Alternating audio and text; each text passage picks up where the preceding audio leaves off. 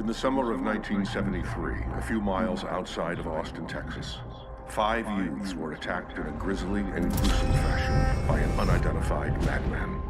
The shocking murders were committed with a variety of tools, including hammers, meat hooks, and most disturbingly, a chainsaw. There's an image in my mind that'll never go away. Of the 5 young victims, only one survived. Sally Hardesty, who after telling her story to the police, never again spoke of the horrors she saw that day. After hearing Hardesty's account, officials released this composite picture of the killer. Everybody was terrified. He is said to have worn a mask made of human skin. However, his true identity remains a mystery. For the next hour, we'll take you on a journey into one of Texas's most famous unsolved murders.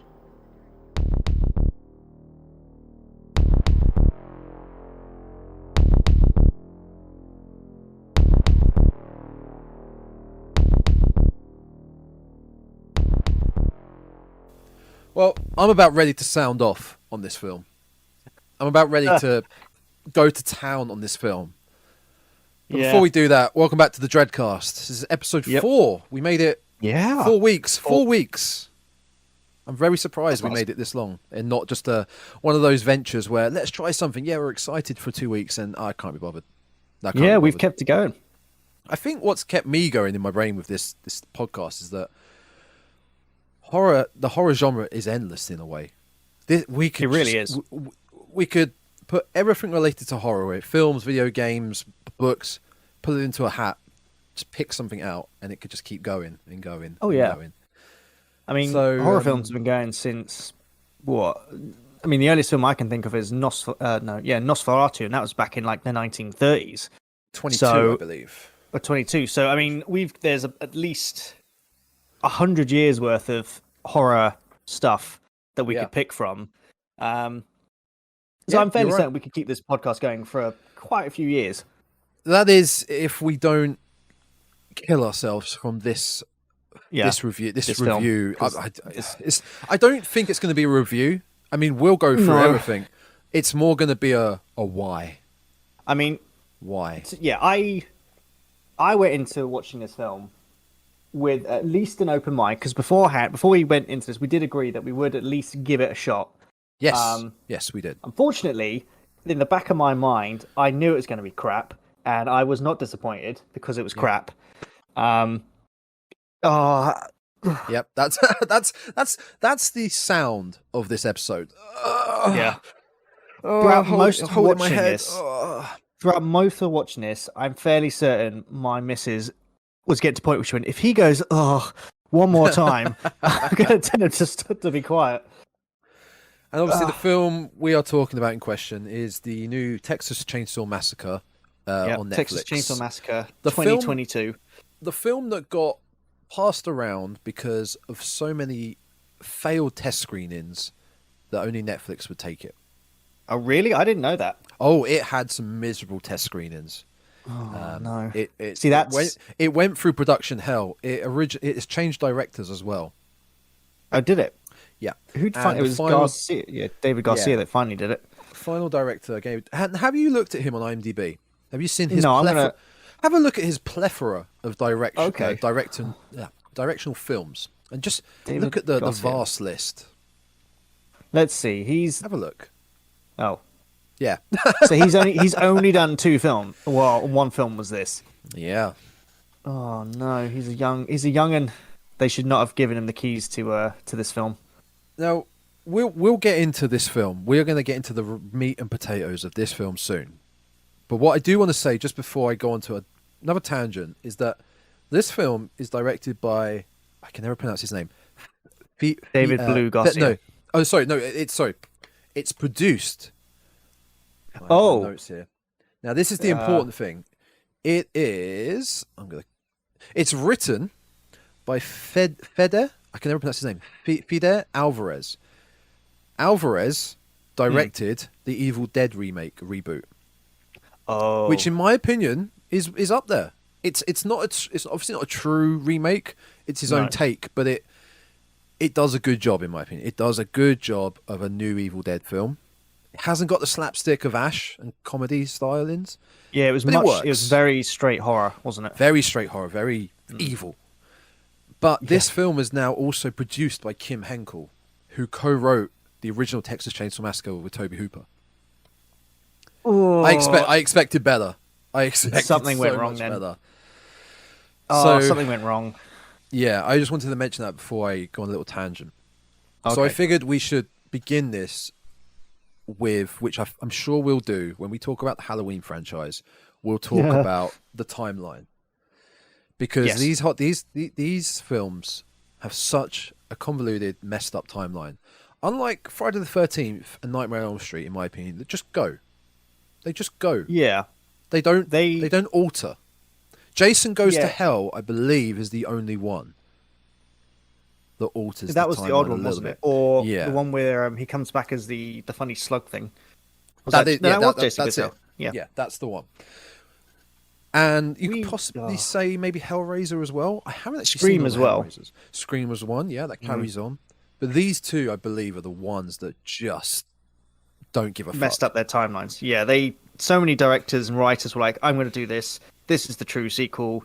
And then, although I think Halloween does it the best in terms of timelines, because at least they did it in a certain way. You watch the first film, and then you can either watch 1, I don't know, 4 and 5, or you can watch 1 and 2. You can watch 1, 3, 6. You can watch the H2O ones separately.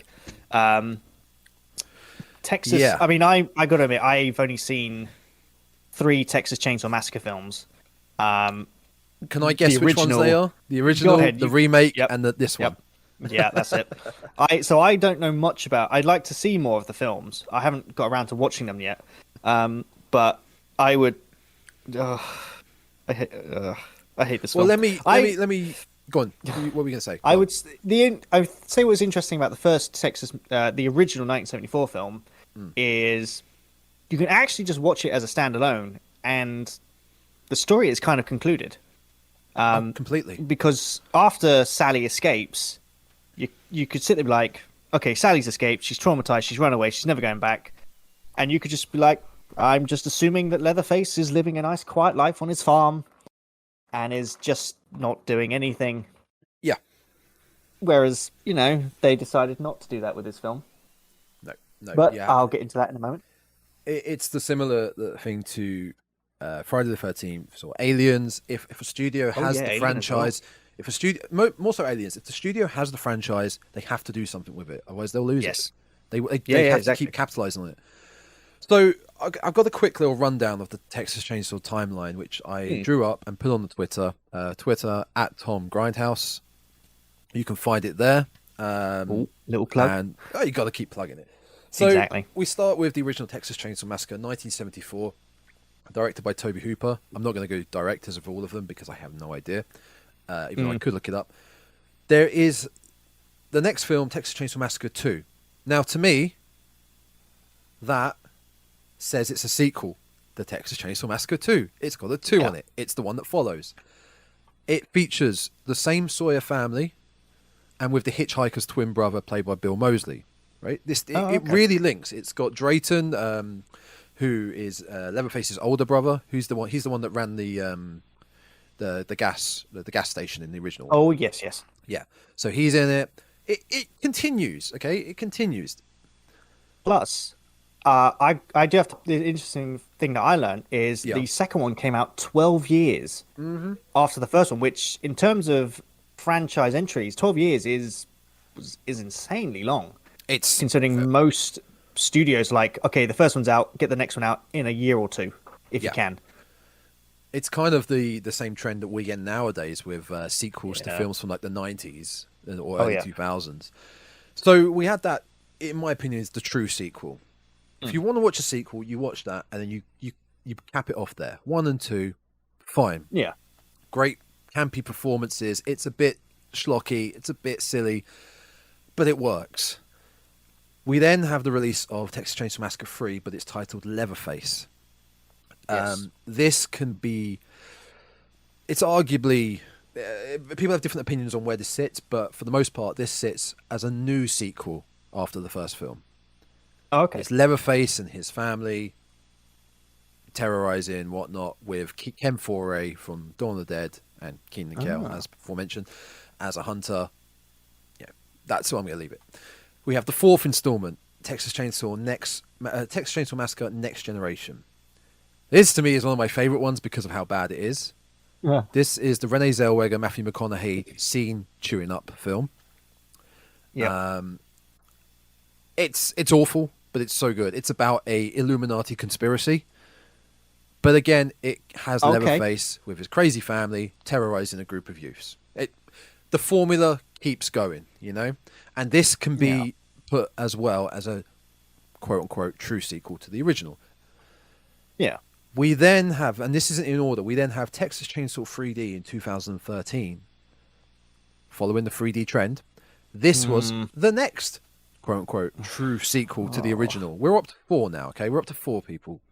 Yeah. And this was basically that the film starts off with you're at the house and the police are there. They're outside of a standoff. They want to come out, but it doesn't happen. A big shoot up happens. I'm not very good with words here. A big shootout happens, but Leatherface escapes. Okay. We go to the future. A young girl is told she has some inheritance from some old family members. She goes down to Texas, finds out it's Leatherface. All hell breaks loose. It's awful. There's a scene where Leatherface throws the chainsaw at the camera, and then you see him running behind the bush. It's awful. I mean, yeah, it sounds pretty bad. I've watched it once. That's the best description I could do of the film. Okay, I'm never going to watch it again. So we're up to 4 quote-unquote true sequels to the film. And now we have the 5th, which is the one we're going to talk about. So this is 5 retcons of everything. God. Whereas we thought Halloween was bad. This is a mess. Yeah. I think this is single-handedly our worst sequel film. It was going to go to Halloween Kills, but I think this one's beaten it. The best continuation in the Texas Chainsaw Massacre story, universe, film, whatever you want to call it, is the remake and then the prequel to the remake. Yeah. Because it just stops there. You had the remake in 2003, which is arguably one of the best horror remakes that's been released. Then you have the Texas Chainsaw Massacre: The Beginning, which came out 3 years later, which is an origin story of Leatherface. I'll get started on origin stories in a minute. Finally, we have a film called Leatherface that came out in 2017. Yep. That is meant to be kind of in its own universe, but also acts as a prequel to the original 1974. So we have another origin story, another take, you might say, of how Leatherface became. We don't need that, right? We don't need origin stories. Like this is proven right by this film, and to some degree, the Texas Chainsaw Massacre: The Beginning. The beginning did things right. Act 1 and Act 3 were rubbish. Act 2 is good. Go watch it. It's okay. It's tolerable. But it's like with superhero movies, right? Origin stories are so done to death that we all know how Spider-Man becomes Spider-Man. We all know how Batman becomes Batman. We don't need it. No, we don't need to know how Leatherface became Leatherface. Like you mentioned in our last episode, the first time you see Leatherface, you're like, what? It just appears. Yeah, exactly. That's all we need. We don't need to know what he was doing in the kitchen. How long has he been in the house? Where did he go to school? What's his favorite ice cream? Like, we don't need it. You don't care. Exactly. So once you see, it's like once you see Leatherface appear for the first time, you're like, okay, there's the villain. Yeah. Jason appears for the first time, you're like, there's the villain. All of these guys, as soon as they appear, you're like, that's the villain. I know all I need to know. Yeah. You don't need, it's like you said, you don't need all the exposition about, what he was doing the day before they turned up. All you need to know is this guy is clearly not stable, and he's going to kill some people. That's it. Pretty much. That's all I need to know. And that is the simplest rundown I can do of the timeline. I would love to get into this in the future, but it's going to take a lot more work and notes to write down about how I properly dive into this timeline. That's about it. There's about 5 new true sequels that retcon one another for the original. We have the remake and its prequel. Fine, put that aside. Yep. Perfectly fine to watch on your own. And the weird prequel to the original film. That's it. Now, the thing with origin stories, like I mentioned that, sorry, I'm just getting my notes back up. though I mentioned that how we don't need origin stories. We don't need origin stories, right? No. But what Especially not with slashers. what we do need is, if you're going to do this new true sequel that's set 50 years after, we need lots more lore and context to fill that gap if the story's trying to fit around a 50-year time gap, rather than he was just at an orphanage at about late 20 years old. Because Leatherface in the original film it's never really mentioned. It's obviously never mentioned. His age is not mentioned. It's never mentioned. It's never really mentioned anywhere. But he is about mid-20s. Yeah, there's no way he's younger than 20. He's very clearly in his mid to late 20s. Now, at the end of the first film, he's obviously chasing Sally. The hitchhiker dies, but Leatherface survives. Drayton, his older brother, survives. Grandpa's zombie survives somehow. Yeah, somehow. Whatever I don't he know is. how he was alive, but Grandpa's zombie is still alive. Why would they... Would Leatherface just, after he's done dancing, would he just not go back to the house? And then they just carry on doing what they're doing? I mean, it's kind of alluded to in Texas Chainsaw 2 that they've moved on. They're doing their own thing because Drayton was the smart one of the family. He's the gas station owner. He's the smart one. He probably knows that if Sally's escaped, they're in trouble. They've got to move on. So they do. They move on. They have their underground bunker in Texas Chainsaw 2 and whatnot. So makes sense. Why the hell would a late 20-year-old, mid-20s, late 20-year-old Leatherface just suddenly go to an orphanage? Yeah, because I can't remember the lady's... What's the Ginny. Lady's name? Ginny says that he's been there for a long-ass time. I don't know how long exactly she says. Well, obviously in the IMDb, it's he's been hiding for 50 years. So technically, he's coming up to 80 years old nearly. Yeah, he is. He's very old. And the thing is, I'm on the Wikipedia page for Texas Chainsaw Massacre, and when they originally started writing it, the Tohill brothers, they stated that the original plot for this, which I think they kept, was Leatherface was going to be 60 years old and would take place 47 years after the first film. So if you take that into account, he would have been 13 at that time, which is impossible. There's no way he was a 13-year-old kid. Puberty hit him hard. Yeah, puberty hit him hard and rough. Real hard. And he grew into like a 20-year-old man-child who is insanely built like a tank at 13, which is impossible. And even then, it's now 50 years later. Even if they were to keep his age there, you would still be like, there's no way that he was 13. It would be impossible. No.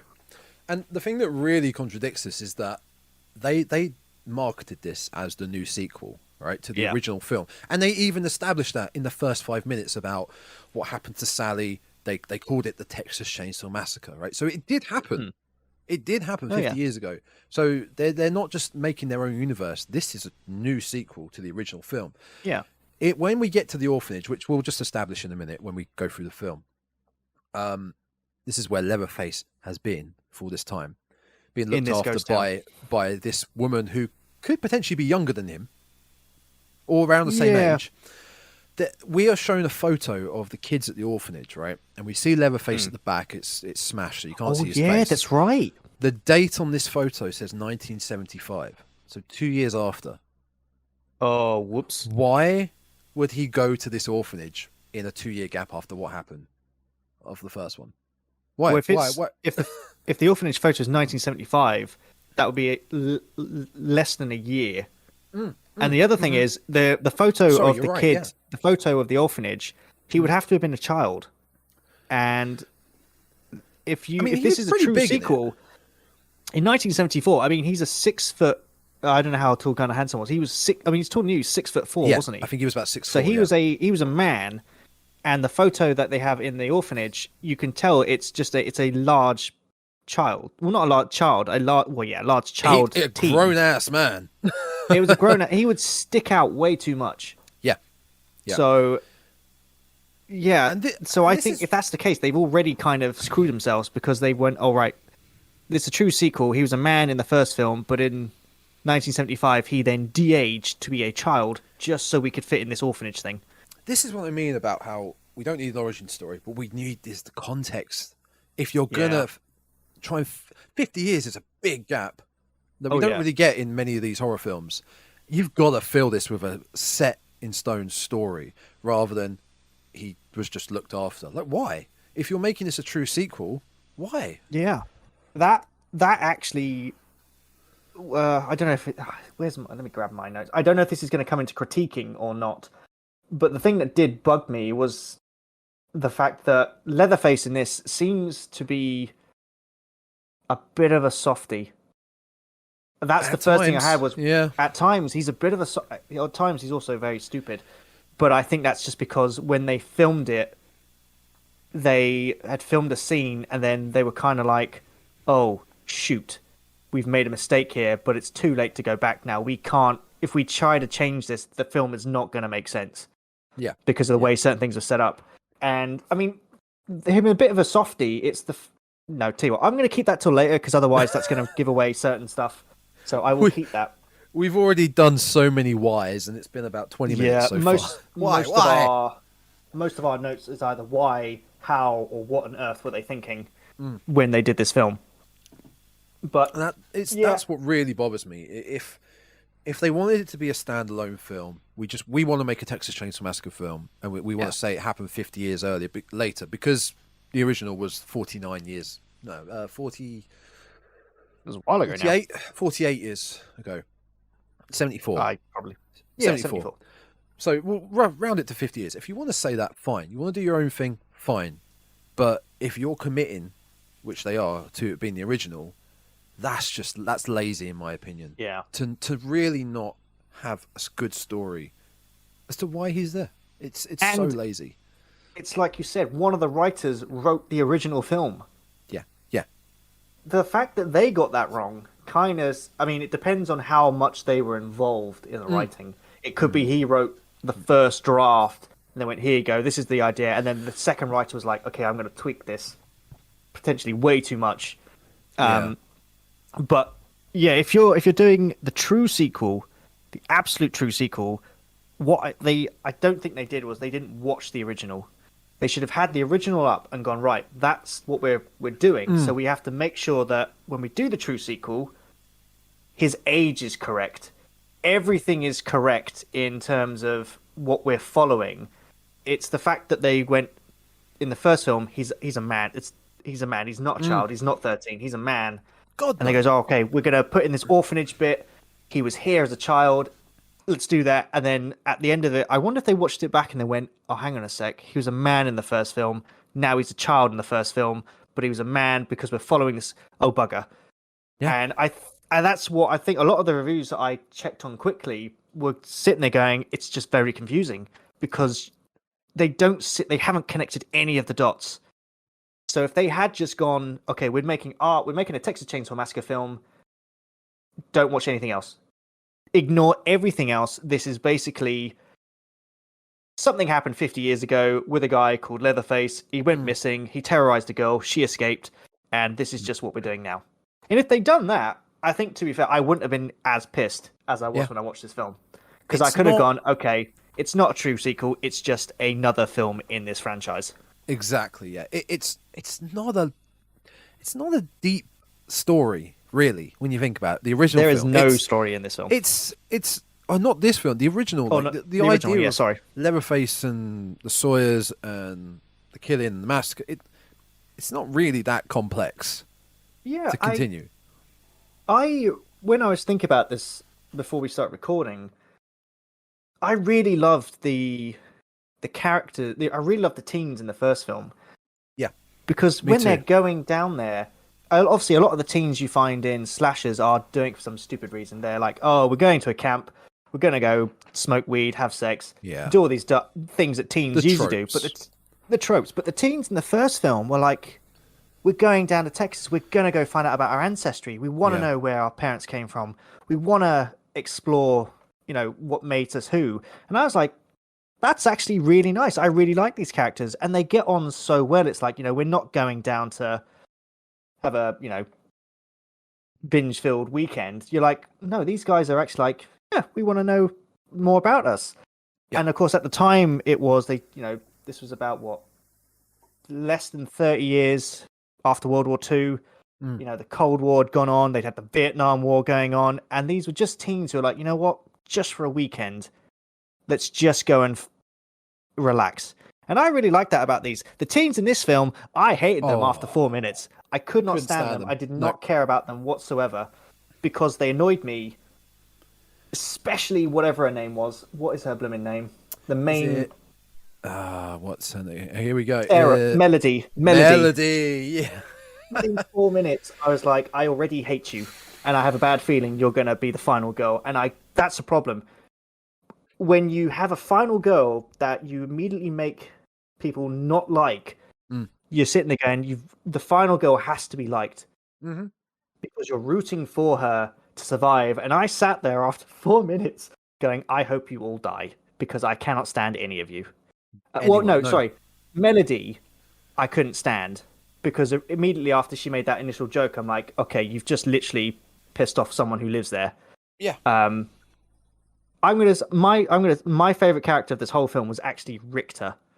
I really liked Richter, the mechanic. And yeah, me too. Yeah, I thought he was the best character in this film. I didn't care about any other character whatsoever. I agree. I felt bad for Guinea, but yeah, I didn't care about any. Richter, I really liked. The other thing I did notice, I don't know if I missed this, because I will be honest, when I was watching this film, the missus was playing Sims 4, and I frequently found myself looking at Sims 4 rather than this film. That's fair. John Larroquette, the original narrator of the 1974 film, is apparently in this film, and yet I can't remember him appearing at all. Apparently he narrated this, and I don't remember him doing any narrating. Do you? Hang on a minute. Yeah, because he's... When I say hang on a minute, I'm going to actually quickly load up Netflix, and I'm going to cut this, and we'll come back, and I'm just going to check.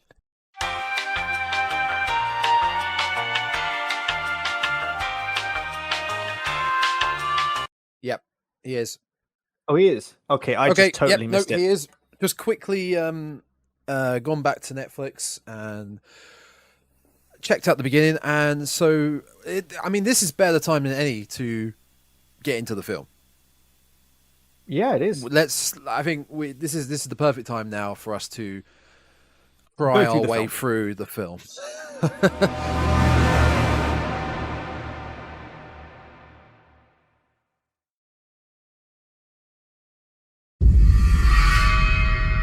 So, you just mentioned John. It's Larroquette. I'm assuming it's Larroquette. I don't know how to pronounce it. I'm assuming it's Larroquette. I can never pronounce his name. The gentleman who voice acted the opening monologue of the original film. Brilliant intro. Oh, what an intro! Now, as you just mentioned, I just checked. He did voice a part at the beginning of this film, and it's when at the gas station, the camera is panning on the TV, an advert for it's like a documentary about quote unquote the Texas Chainsaw Massacre. That's what it was. Sally and stuff. Yeah. So he's voiced that, which is a nice touch. I'll give them that. It's a nice touch. Oh, okay. Same with Scream. Keeper and Ghostface's voice in it. I like Roger Jackson. Yeah, yes. Yeah. Oh, okay. See, I probably just didn't recognize his voice then. But that's nice that he was in it. Okay, fair enough. So sorry about the hiccups. Our film opens up at a gas station with our new group, which actually is quite nice because obviously in the original, the story kicks off at the gas station, so that is quite a nice little touch. I did like that. It kind of does, yeah. So, like I said, our teens arrive at this gas station in a Tesla, which I must admit, driving a Tesla in Texas is probably not the car of choice because Texas is very rural. Couldn't have been more of a product placement. Yeah, it was very producty placement. And we get introduced to our new characters. Immediately, we are revealed that they are, I'm guessing they are Instagrammers. I think that's the term. They're Instagrammers. I would say Two of them are influencers. Generalized as influencers, yeah. Yes, social media influencers who have, I guess, hired a Tesla in the middle of Texas from somewhere. I don't know how. Actually, sorry, the four, Melody, Dante, Lila and Ruth. They're the four. Dante is a chef a TV chef, I believe. Yeah, so's Melody, isn't she? Yes, she helps. I believe they're they're the both. two chefs, aren't they? Yeah. So we're introduced to these teens. So of course, like, okay, we've got our potential group of survivors here. Obviously, they may or may not all survive. We'll have to find out. And what is quite nice is we're told through the TV show that the original Texas Chainsaw Massacre is still unsolved to this day, which is great because Leatherface has vanished. No one knows where he is, but he's out there somewhere. Yeah. Although when you're going around this gas station, you can tell that they've jumped on this. Okay, this horrible event happened. Let's sell the merchandise. They have Texas Chainsaw Massacre stuff up the wazoo. Let's capitalize on this shit. Yeah, let's capitalize on this. Remember when thing. shops capitalized on Ed Gein? Remember that? I don't, but I would not that we were surprised. alive, but still. Yeah, not while we were alive. Well, I mean, you could say that. Well, I mean, a lot of slasher films effectively did capitalize on Ed Gein because he was. I mean, in real life. He was. Oh yeah, not in real life. I don't think we'd be quite that graphic, that disturbing to do it. Well, you never know. It might be. We'll have to see. Yeah. And this is basically we're introduced to these influencers who are going to buy a town in the middle of Texas. It's pretty much a ghost town. Yeah, they're buying a ghost town in the middle of Texas. Harlow for some odd reason, because when we find out a bit later through a quote by one of the other characters, it's in the middle of nowhere.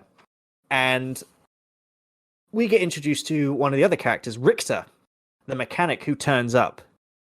And he's one of these tropes, isn't he? It's the hillbilly's here. He's clearly backwards. He doesn't know what he's doing. He's carrying a gun. He's got a big truck. He clearly has a small dick, which I'm made the me southern hate Melody. hick who's a tough guy. Oh, good. Don't fuck with me. Oh, you from the city. And this is immediately where Melody insults the bloke straight up, which is... I'll save it for the critique. It's a bit out of the ordinary. It's odd. Although his comeback, I did sit there going, yeah, well played, Richter. Well played. And even that insult goes towards their trope of, we're city slickers coming down here. Oh, it's so dirty and gross. Like, ugh. He's got a big truck. He's got a small dick. It's like a different world. No, I'm going to ask you this. I'm going to go on a slight tangent. Go for it.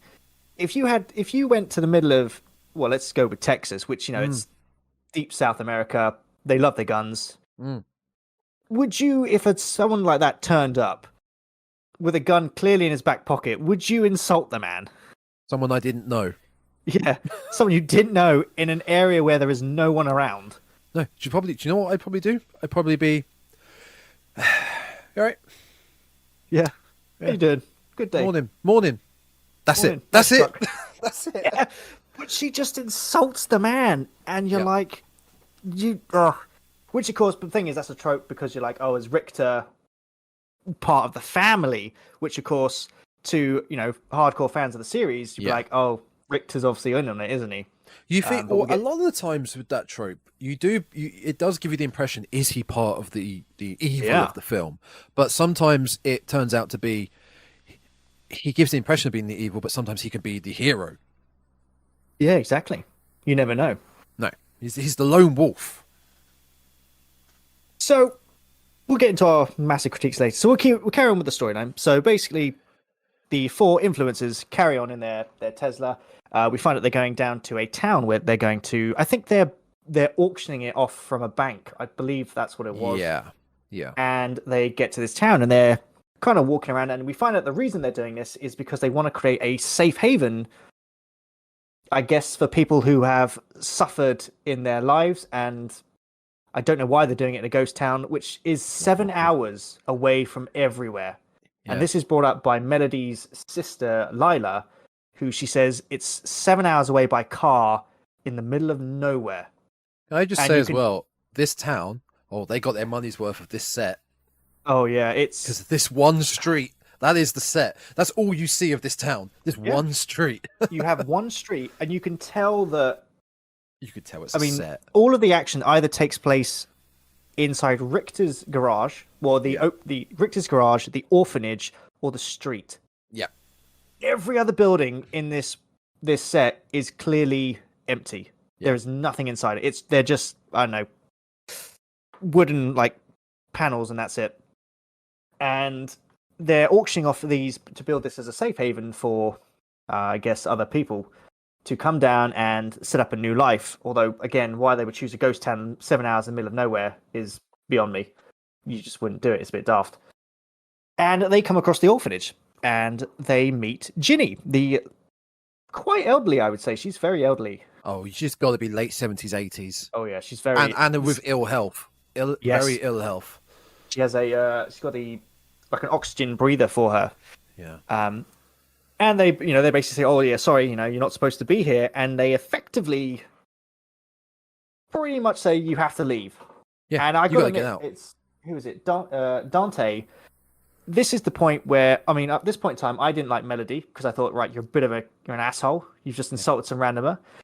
Dante then shows he's an asshole because he effectively tells this woman to get out of the house. Yeah. And when she says, "Oh, it's my house. I have the deeds for this. I can prove it." He goes, "No, you don't. We have them. I'm calling the cops."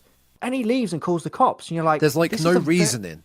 No. There's this poor old lady, ill health. There's no reasoning. They're just being absolute arseholes to her. It's like, just get out. No, we're better than you. Can you just leave, please? This is our town now. Yeah. This is Insta town now. Okay. Yeah, Insta town.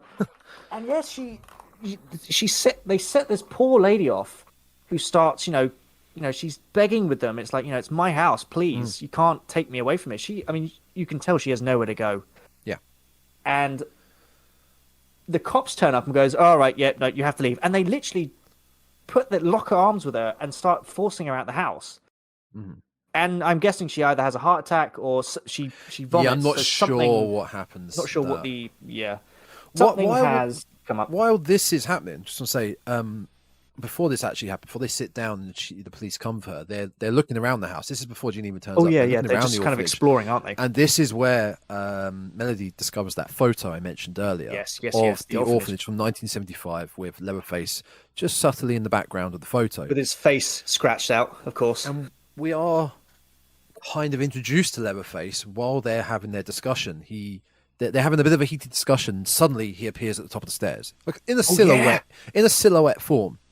Yep. And she responds to this intrusion. Just go back to your room, baby. It's okay. It's okay. Don't worry. I'll deal with it. And then we don't see of him again until Ginny has her health issues and the police. I'm guessing she has a heart attack. She has either a heart attack or I don't know what it is.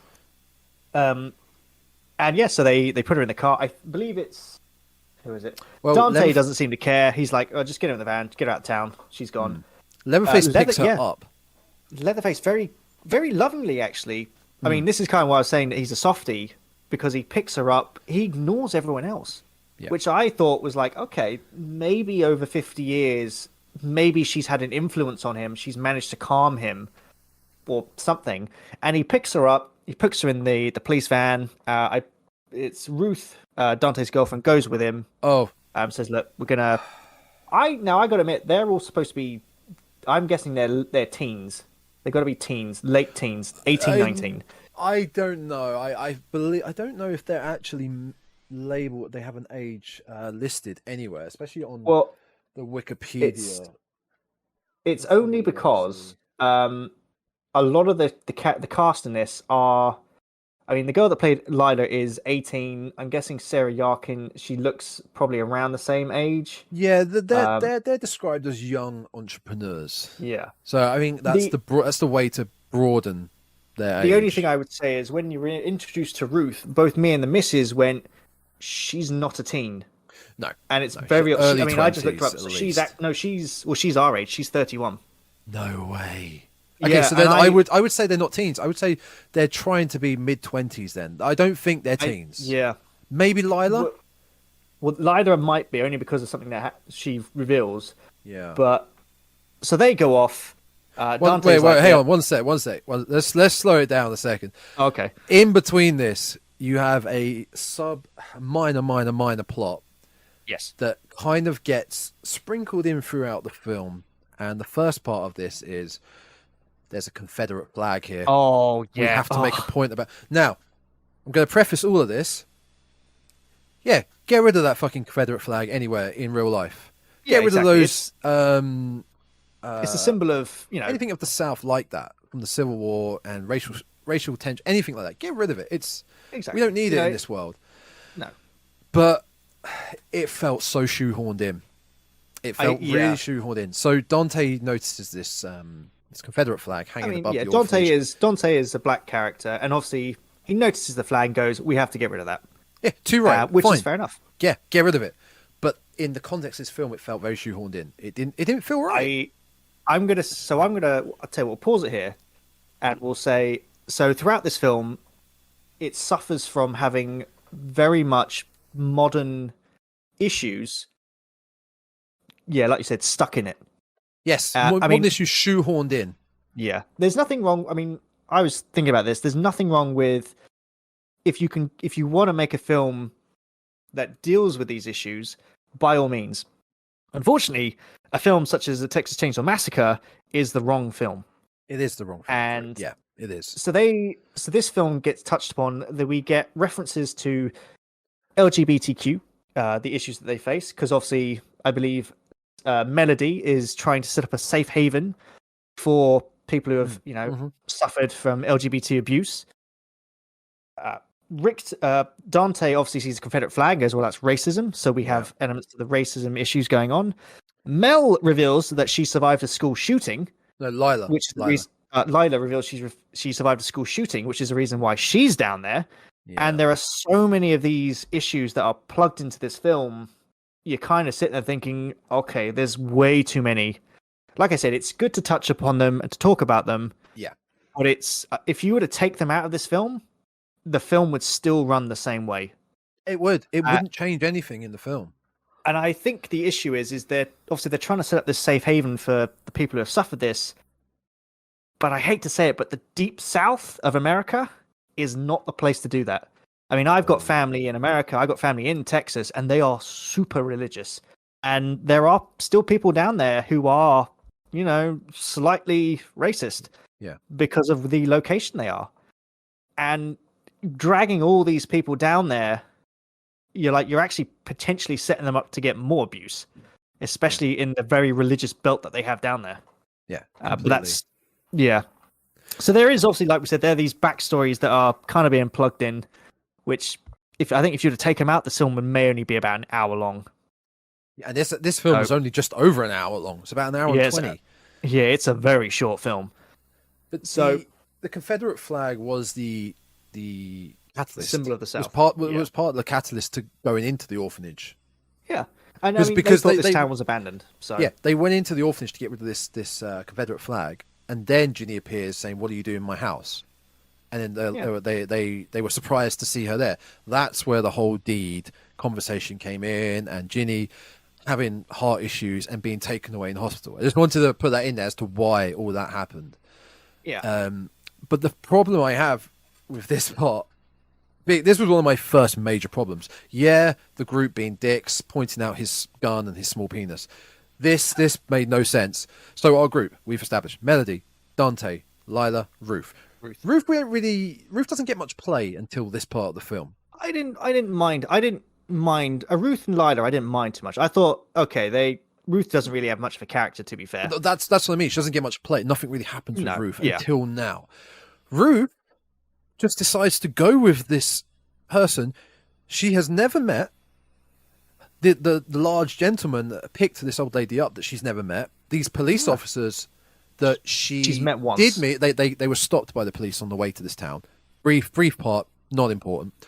But for the most part, she hasn't met any of these people. She's, I'm going to go with them. I've got to make sure they're okay. You don't know these people. Why? No. Why would you go? And the thing is even if they got to the hospital, they'll be like, okay, well, what are you going to do? Well, I've just met her 5 minutes ago. It's like, oh, well, okay, we'll just go sit somewhere. I had to live stream it. Oh God, there was so. Oh no, that's later. That's later. It's much later. That's the scene. Oh God, I gotta keep it in. I don't want to just spout out what I hate about this film. So Jeannie's gone. Dante's, made of some sort of episode. So she's declining in health, shall we say? Yeah. So they take off in the police van, and it's at this time we get introduced to the investors that are coming in to buy this ghost town, who again Yeah. all look like they are late teens, very early 20s. I think and mid 20s. somehow they have Yeah. somehow they have enough money to buy a town. They got that which- TikTok, Instagram money, son. I don't even think TikTokers have that much money to buy a town. I mean, Well, maybe a it's- ghost town in the middle of nowhere. It's not to buy a town. It's to invest, but also Yeah. it's to invest. I guess as like a shareholder, maybe. Maybe. Shareholder, and plus also there are people with their businesses that want to migrate their businesses to different shops, because they're at one point they're auctioning off different shops, different buildings and stuff. But still, I still think it was funny how they were like, "I'm going to build a bakery here, 7 hours from anyone." Like, Yeah. good idea. That worked. And the thing is, like you mentioned, they're so far away from other civilization. Yeah. Their economy is basically just going to be going in a circle. Oh The people that live in this are going to live in this town are going to be buying, like, their economy is just going to be going in a circle. It's not going to grow. It's actually going to start to diminish. And it's just, I think it was just so great how when Melody's like talking to her sister, she's like, "Yeah, new life here," and Lila's like, "Yeah, no, I don't want to. My friends are 7 hours away. Why on earth do I want to move here?" I don't And know you're like, about this. "You got a point, yeah." But so the bus of investors turn up, and they're all Instagrammers. They've all got their phones out, They're not like which is funny because signal in this area is almost non-existent, and they make that clear. When they're trying to get hold of people, they go, "Oh, there's no service here, nothing." And yet there's a scene later where they're like, "Oh, cool," and they all automatically get 5 bars on their phone. Oh, they can live stream. They can chat to the audience no matter what. Oh, There's yeah. no service, but you can live stream somehow. Oh yeah, but, no, you know, don't that's- worry. It's fine. It's fine. Don't worry. It's fine. Yeah. It's absolutely fine. So So- they all turn up. The police van. Yeah. That's probably the Off it next. Off it goes. Well, before we do that, we do get Richter, who has quite a touching moment with Mel, actually. In the Yes, garage. yes, So Mel yeah. finds Richter. She finds that he has a, what was it? It's An not M64? Melody again. It's Lila. Lila. I keep saying Melody. Sorry, Yeah. Lila. Finds, she goes and she has a quite nice chat, and we actually find out that Richter's actually quite a caring person. He's not this backwards hillbilly, and he offers to show her how to shoot a gun because she reveals she survived a school shooting. Mm-hmm. So that's quite nice. And then, of course, we get into the car crash scene. This is where it all goes wrong. Now, the process of this car crash, which it is a car crash, that's quite ironic. Yeah. Ginny starts to die in the back of the van. She just Yep. it gets worse and flatlines.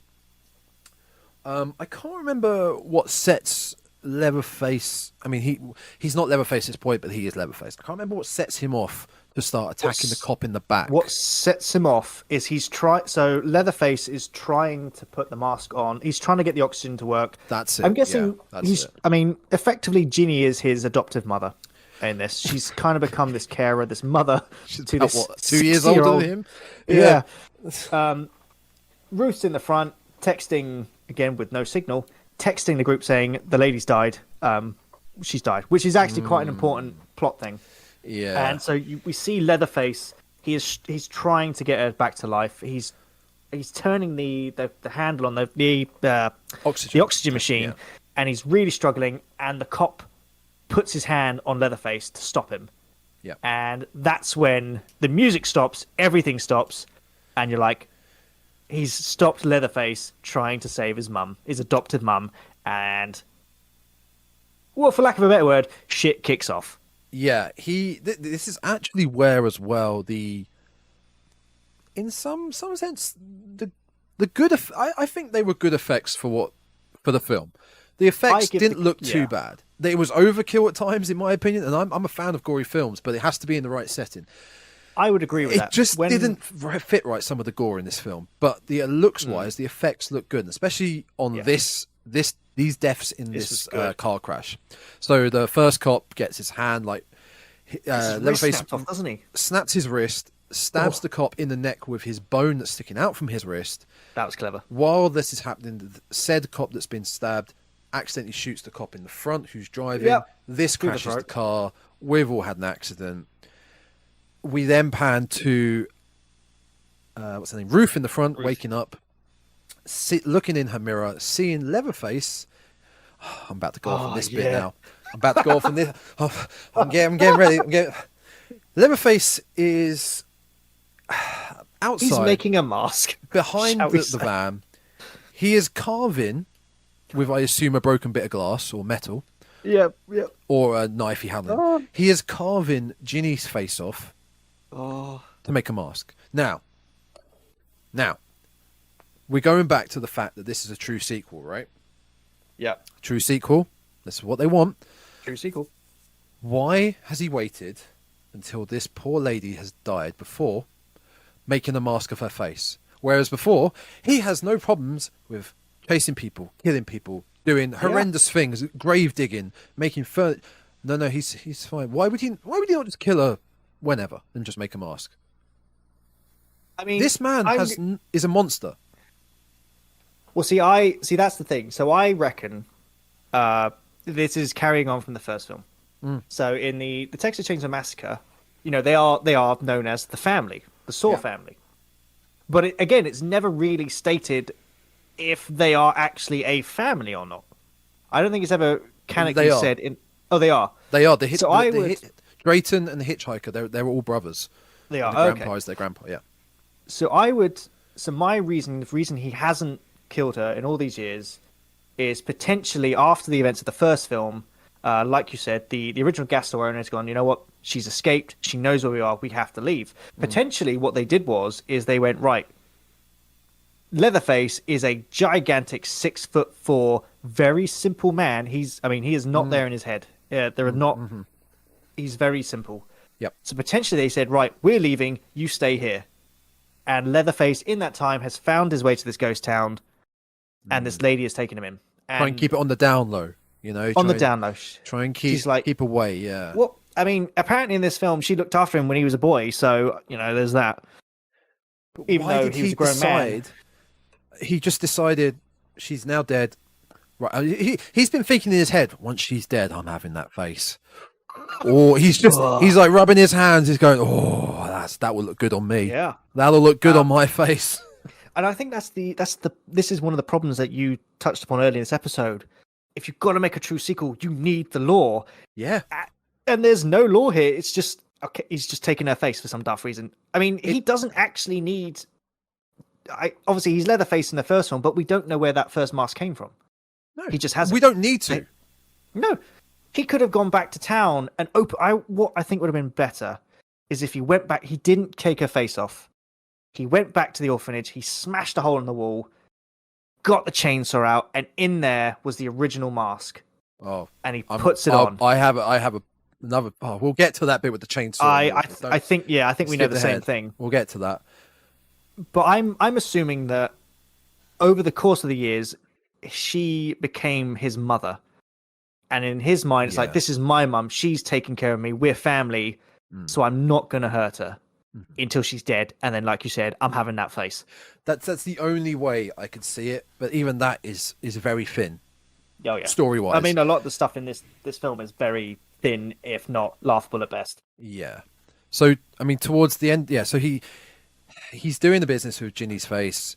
We get the shot of holding Ginny's face up, putting it on, new mask. There we go. This is our new established look for Leatherface. I didn't like the look. I felt like this could have been a bit like a Victor Crowley from Hatchet. He just looked gross. And I wanted to know how the face stayed on, because he literally just plonks it on his face. That would fall off. Yeah, the other films he's shown sewing it. Yeah, he's making the mask.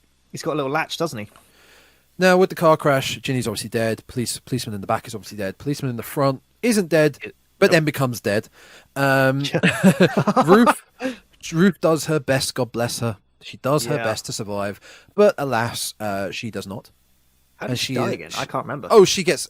He picks up a piece of glass, and as she's trying to escape the van, very gingerly, very quiet, he's there. He captures her. He guts her. She's dead. Oh, yeah. Bish bash bosh. We're moving on. Car crash is done. Leatherface begins to progress back to Harlow. Now, for our listeners, bear in mind that when Ruth died, as it's just been stated, she gets bisected by a piece of glass. She dies within 2 seconds. Bear that in mind. Oh, yes, yes. Bear that in mind, because we'll get to Bear something that in later. mind.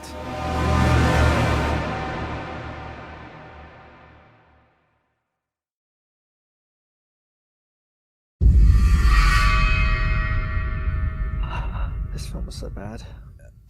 Yeah, and just as we had our break just now, I'm recording, by the way. Oh, right. I thought that was just the perfect place to come back to. We should... it was so bad. So bad. I was just thinking as we just had our break that I was kind of just getting more angry. We fellow viewers and listeners, we just took a 5-minute break, but I was just getting more angry the more I was thinking had about to have a cup of tea. I was just getting more angry. So we've established with the first part of the film, idiots turning up to a ghost town to buy it, start a new settlement, which all makes no sense. A few people that still live there, one including Leatherface, who is either 60 or 80. We're not sure. I think there's only actually 3 people in this town. I was actually thinking this when I made my cup of tea. The only people who live in this town is Richter, Ginny, and Leatherface. But I don't think it's clear if Richter actually knows about Leatherface. He definitely knows about Ginny, but maybe not Leatherface. Yeah, you're completely right. I don't think it's established that he knows that there's that guy in the house. Now, we were just talking about the crash as Ginny and Leatherface were off to the hospital. The van crash with one of our new kids. I don't want to call them kids because they're not kids. I mean, it's what we always refer to in horror films. Young adults. Kids. Young adults. The young'uns. It's It's hard to place the younglings, the ages of Anakin. this. Lila is definitely potentially a teenager. Obviously, she's just She's the survived younger the school sister. shooting. Yeah. She's the younger sister. They're all the two, Melody and Dante, are over 18 because they are successful chefs. So they are at least over 18. Mid-20s, gotta be. But I mean, this film has been made for the younger, very younger audiences who are late teens, early 20s. Yeah. Purely because a lot of the stuff that they have crammed into this film. But so we just mentioned about the crash, which had Leatherface, Ginny, and Ruth died. our new young'uns. Ruth dies, but during this, there's a few moments that we need to mention about during this. In fact, you mentioned Ruth messages Melody that she's dying. She does, yes. Now she messages her while this auction is happening. Yes, that's correct. It's at that same time, and it's also, I believe, at the same time. God, I only watched this 2 days ago. This is actually at the same time where Richter finds out that they don't have the deeds, and he takes away the entrepreneur's bus keys, so they can't leave. That's their way of keeping them there. So they are. Oh, my headphones have died.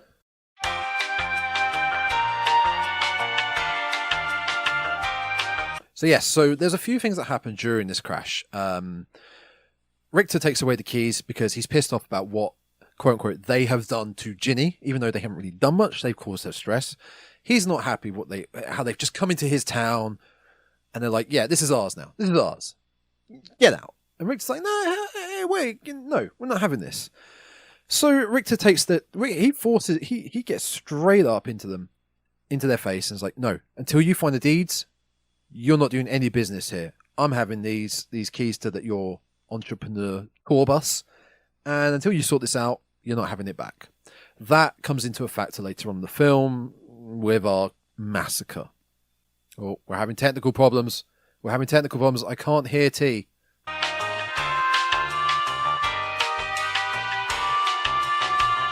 Blue Snowball. Oh, there you go. Yep, am I back? There we go. Sorry I kid you about not, that, folks. those other headphones are super noise quieting. I put these ones and even I can hear myself. Oh, really? Yeah, well, these are the PlayStation ones. The other ones are my Rocats. They're much better. I need to put those on charge. Oh, God, that was scarier than the film itself. Yeah, I know. Technical difficulties. But yeah, it's like you were just saying. I was trying to read what you were saying because I couldn't hear you. That Richter he's very caring in this film. And that's why I loved him so much. He is. They transition him away from the whole Southern hick. Is he the villain? Is he going to be part of the family? They get rid of that very quickly. He's not. He's a good guy. And I was talking to another friend while watching this. He was not live tweeting. He was live messaging me about it. And I straight up said to him about how get rid of all these entrepreneurs, these influencers, these young kids. Just have Richter as the protagonist. Yeah, that would have worked. Simple. I would much prefer that. It would have been better. So all this happened during the car crash. Yeah. We mentioned once the car crash happened, Leatherface has got a new mask. He is slowly coming back to Harlow. When I say That's slowly, he's walking. He's walking, but we don't know how far they've been driving for. Yeah. It would have taken him a long time. All of this could have happened within 5 minutes of being out. But actually saying that, 5 minutes in a car, you can still cover some distance, especially if you got an area where there are no speed laws. We are also, one more thing that also happened during the crash. A lot happened during this crash. We had the auction, the message going to Melody during the auction, Richter taking the keys. We also had Ruth trying to get on the intercom, the CB radio, to ask for help. That's very right. quietly, she's asking for help. But while she's asking for help, the frequency is going back to the original gas station that we saw at the beginning. Yeah.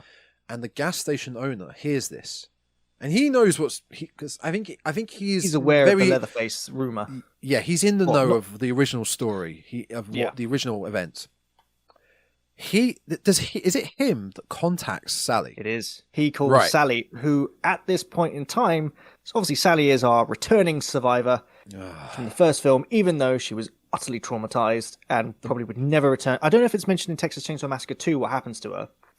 It's mentioned I believe it's in 2, 3, and 4. It changes. Okay. It does change. I can't remember off the top of my head, but she is mentioned in those films. Okay. So he contacts Sally and says, "Look, I'm going to call you in. He's back. Leatherface has returned."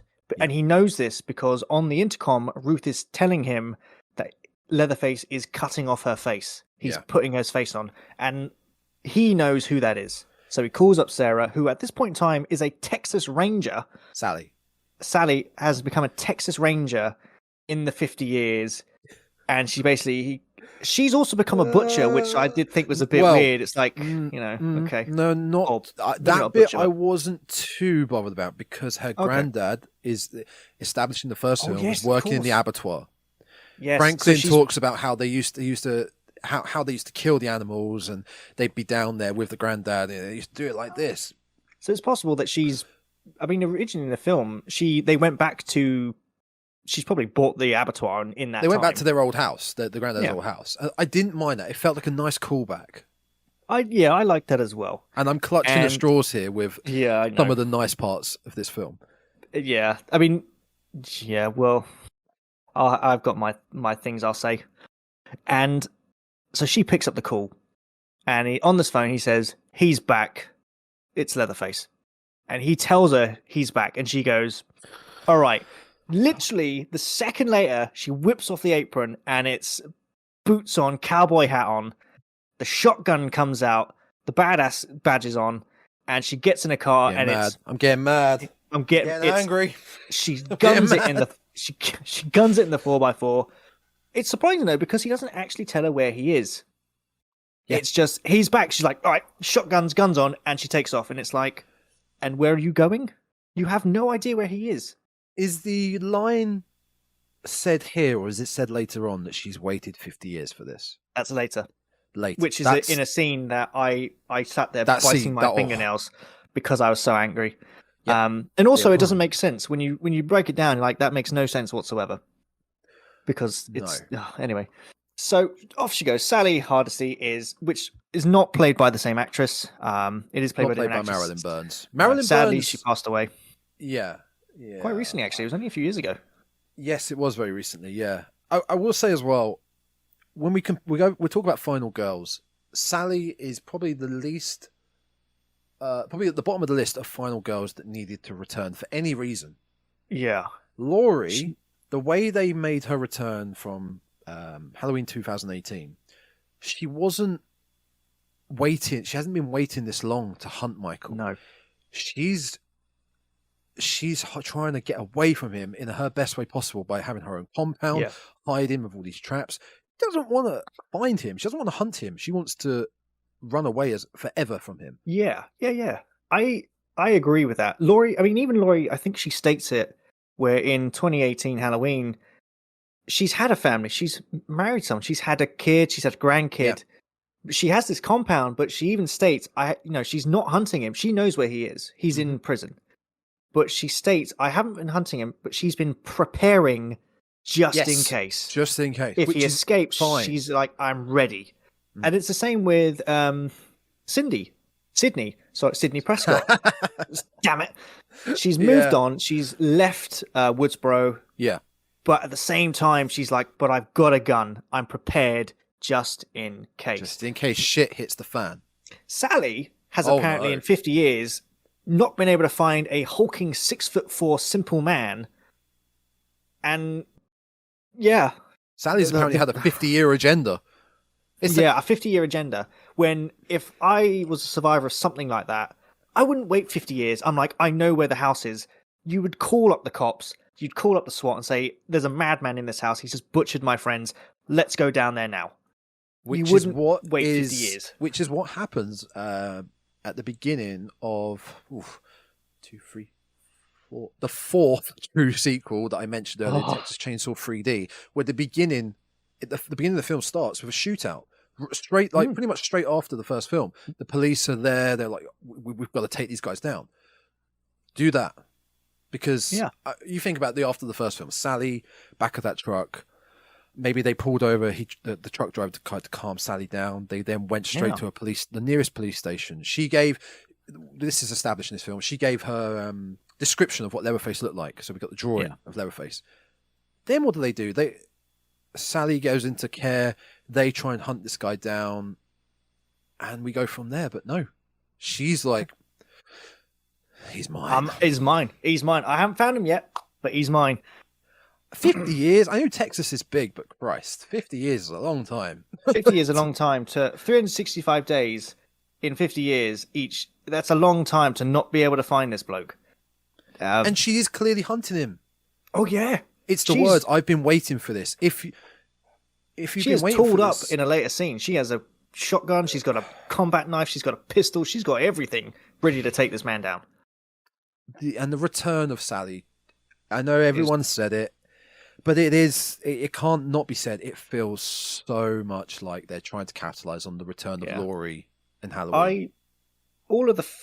I think what we'll do is we'll have a chat. We'll do an episode on the final girls and maybe the final boys. Yeah, that'd be a great. I think they're great. What I really liked about, there are some final girls that you can tell were designed. They were at the end of it, they were gonna be stronger. They were gonna be tough. You knew that if they came back, they were gonna be a badass. Mm-hmm. What I really liked about Sally was she's the most, in terms of the hierarchy of final girls, she's probably at a 0 in terms of badass, because there are so many more that are better than her. But in terms of being realistic, she's probably at the number 1 spot. I agree. She's the most natural feeling final girl. Yeah. Because if you were to experience that, you would not want to hunt the person down. You'd be like, you know what?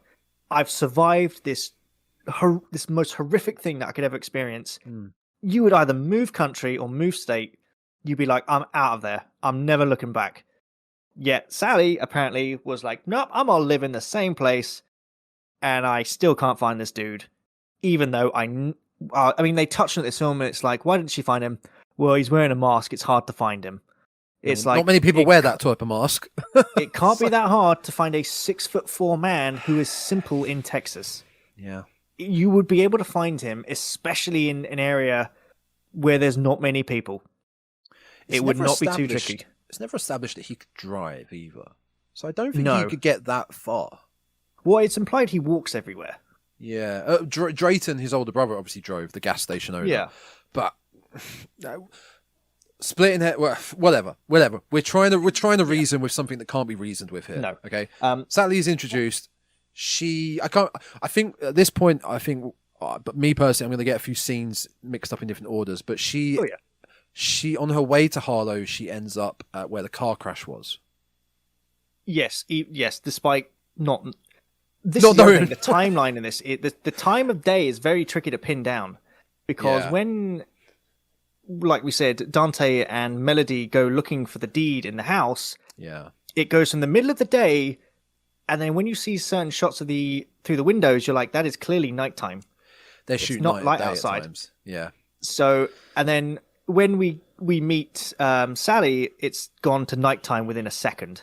Well, that gets established. That bit actually made me laugh a bit when what scene was it? I think it happens back at the town. Oh, it's evening at Sally. It's sunset at Sally's place because the sun is coming down through her barn. Yes, but a storm just appears. Oh It God! appears when Leatherface is walking away from the accident, and that storm comes in quick. Oh, it That does. comes in quick, and It that's goes from basically no our clouds. nighttime. Oh yeah. That storm is basically our nighttime. Also, before we continue with what Sally gets up to, during the car crash scene, there's this weird. The only way I can describe it is a weird Teletubby bit where it's a nice view of a load of sunflowers, and then Oh yeah, up pops Leatherface, and you're like, "Oh, it's Leatherface!" And then he's he just taking a dump. disappears. He's just been taking a dump. That's the consensus I've seen throughout the reviews. He's just been taking a dump in the field. Yeah, the missus just laughed because we're like, "Oh, look at him!" He's just- He looks quite cute, actually. He does, yeah. Oh, So, audience, It's if you haven't just- seen it, just visualize a panning shot of a sunflower field, right, with the horizon in the distance, and then suddenly you just see this head, even though it's a mask, a skin mask, just pop up from about head height, just pop up, and that's it.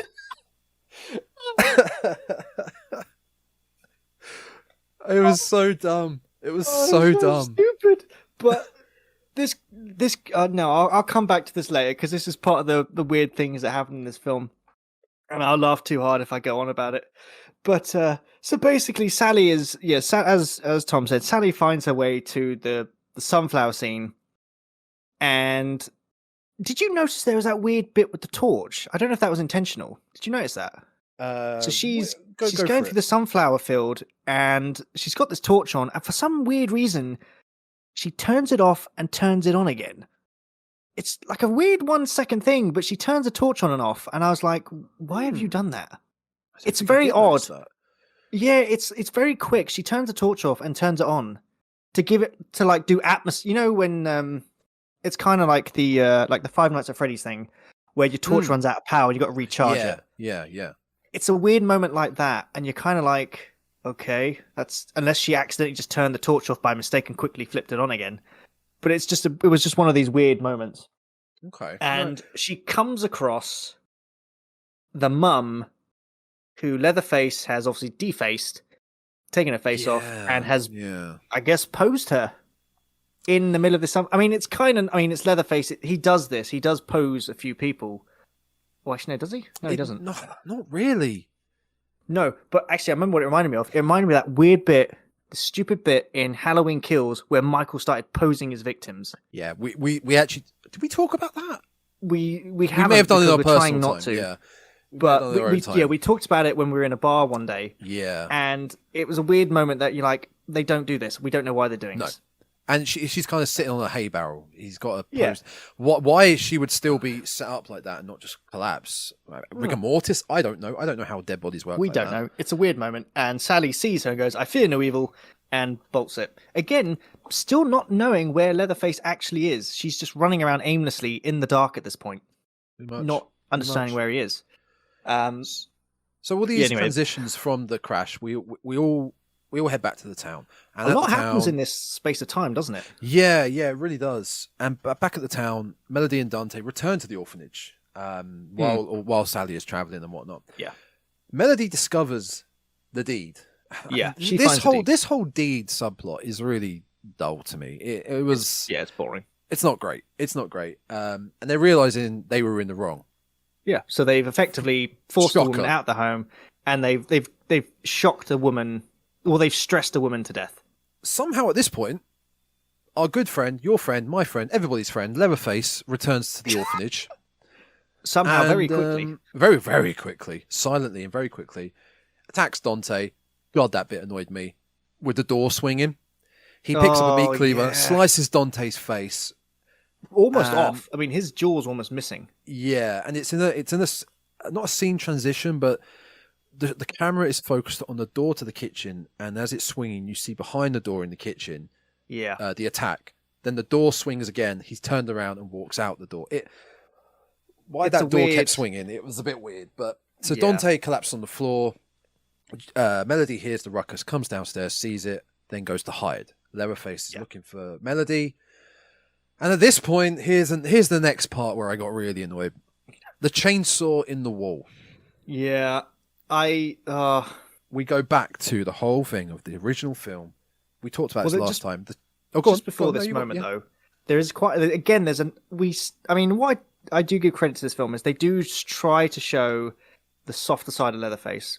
So when Melody's hiding in the cupboard, he brings out one of. I don't know how he doesn't notice her because she's very obviously there. He brings out one of her dresses, and you could tell that he's sad. that she's Ginny's dead. dresses. Ginny's dresses, and I sat there and you can see he is. I mean, Leatherface is probably the only human, apart from Ghostface, slasher there is. Yeah, he's the only human one, and it showed the simple, childlike side of him, which I thought was quite loving. But anyway, back to the chainsaw, which I've no doubt we probably have the same problem with. So the original film, which we talked about last time, the chainsaw is like his sidekick. Yeah, in a way, he doesn't really use it that much, but it's his sidekick. No. And if this is the true sequel now, the new true sequel, why did he just decide? No, I'm gonna put it away. We're gonna lock it away in the wall. Yeah. I don't want to be associated with this anymore. Now all of a sudden, I need my chainsaw. Where is it? Why now? Why now? He hasn't even interacted with these new influencers that have come in the bus. Yeah, he just probably walked past them. Yeah, there's nothing. He just takes it out, and that is now his tool. He has an interaction with Melody in the house. Melody, how does Melody get to the? Oh, that was it. Melody tries to escape. She tries to escape. Hang on, I'm getting confused now. That's it. No, Sorry, hang on. Melody, go on. So yeah, I think Leatherface comes in, so she's in the wardrobe. I think Leatherface then leaves. He goes out the room and she tries to get out, but she ends up stuck under the bed, which is when he then comes back in to get the chainsaw. Yes. Is this? Yeah, where because he's Richter then John comes in? Wicking the wall to pieces, isn't he? Yes, because before she escapes, we have the bit with Richter, Yeah. which is one of the problems I had with this film. I've just remembered. Dante, face, not Ripped looking too off. good. No, he's gonna need a dentist. Manages to stumble outside that orphanage while Melody is hiding here. Richter sees this. Richter then goes back to the orphanage to see what the fuck is going on. While Melody is hiding under the bed, Richter turns up. Richter fails in fighting Leatherface. Big time. Well, Melody tries to give him a chance, even though she's hiding under the bed, and she moves this mirror. She sticks her foot out. So Leatherface is hiding behind the door at this point, and Melody sticks her foot out from under her hiding place and moves the mirror to show Leatherface behind the door. Which, So Richter if you're can see. hiding for your life, you've just given away your position. Yeah, And pretty it's much. obvious that he knows where she is. So she tries to warn Richter. He sees him and he goes to avoid it. And Leatherface just does his Leatherface. He destroys him. He snaps his leg in half. He then. That was brutal. That was. They're then having a tussle. They break a window. Leatherface grabs Richter's head, shoves it into a pane of glass. He's dead. Yeah. He's gone. I got to give it to Richter.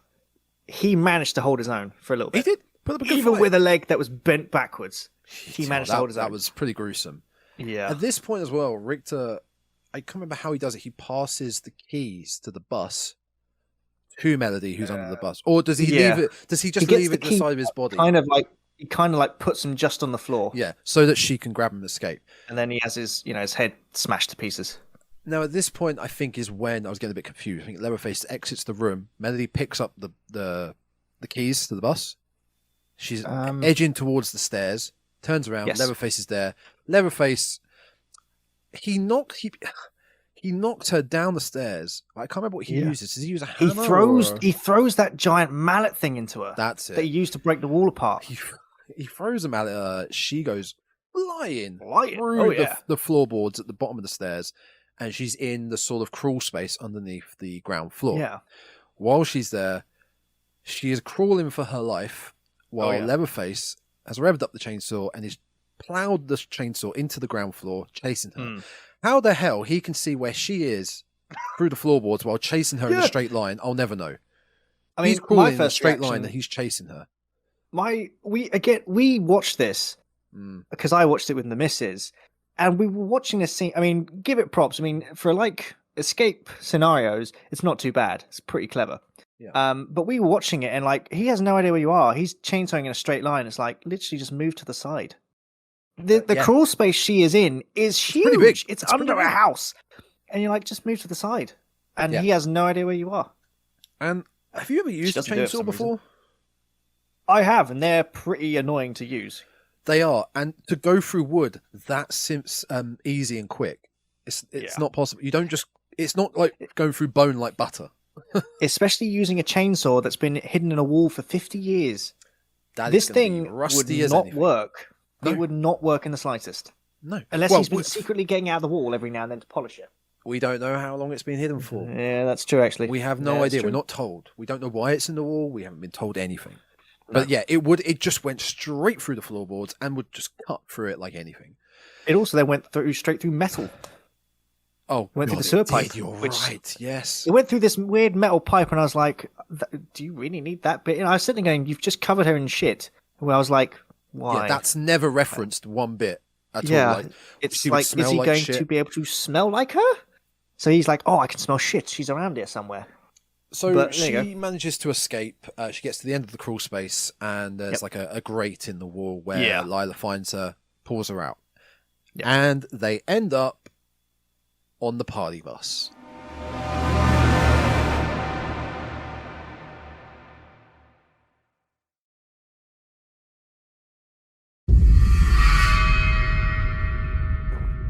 So, the bus scene.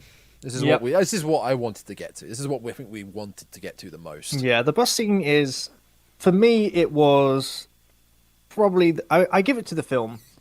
The kills were good. I give it to the film. Some of them were a bit boring, but some of them you're like, okay, that's pretty creative. And me and the missus did jump a few times, especially when like Richter's leg gets bent backwards, the cop's wrist comes off. We were like, okay, they're kind of getting some. They were a little some bit decent things creative. in it. Yep. But the bus scene, the bus scene only happens because I think the main auction, there's a lady that turns up with the auction bus, and she's with Richter when they find Dante. And so she sees that he's had his face, his face is off. I mean, he dies after that. Dante dies after that. His face is off. And I don't know why, but she goes back to the bus. She gets on the bus. She sits down on the bus, and then she doesn't do anything. No. You've just witnessed a dude that has had his face ripped off, and you just sit there and goes, okay, cool. And you don't know And you don't how or why he's No. had his face ripped off. I mean, obviously they don't have the bus keys, but No. she doesn't say a thing to anyone. She just sits there and just nothing. And yet you'd be like, okay, this has just happened. We don't have the bus keys. Let's leave. Just leave. Mm-hmm. You would just, in a mass group, just leave the area. Yep.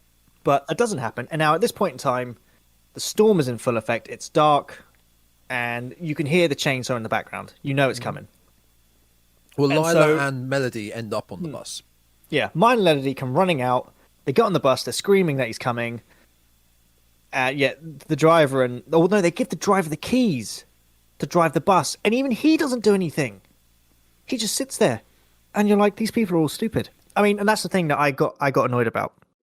Is teens in horror movies are supposed to be slightly stupid, Yep. because they're going to get killed. But the teens in this movie are just stupid because they're written to do nothing. They're literally, bus driver gets handed the keys, bus driver does nothing. Yeah. And you're like, you've just been told that you've just, yeah. One thing you've seen this God. guy have his face carved up, and now you've had two young girls Who are injured. terrified, screaming, injured. One of them covered in shit, which doesn't get mentioned, Yeah. or sewage, and he's like, what's going on? Yeah. What's going on out there? The bus driver gets out of the bus to see what's going on.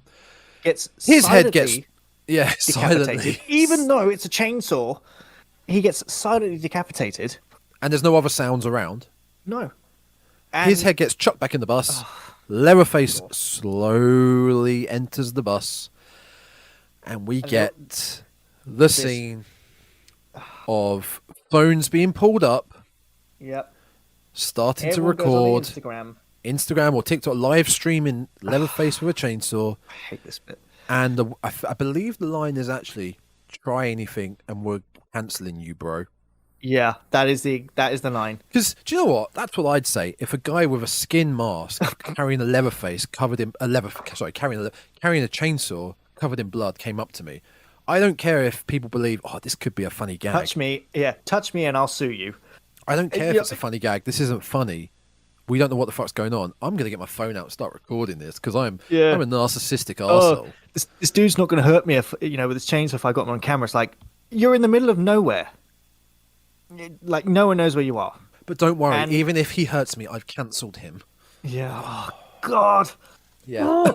The world will know we've cancelled him. This is where the film started to really bug the crap out of me. And I kid you not, I was more interested in my missus' Sims game at this point. And I don't like I don't play the Sims.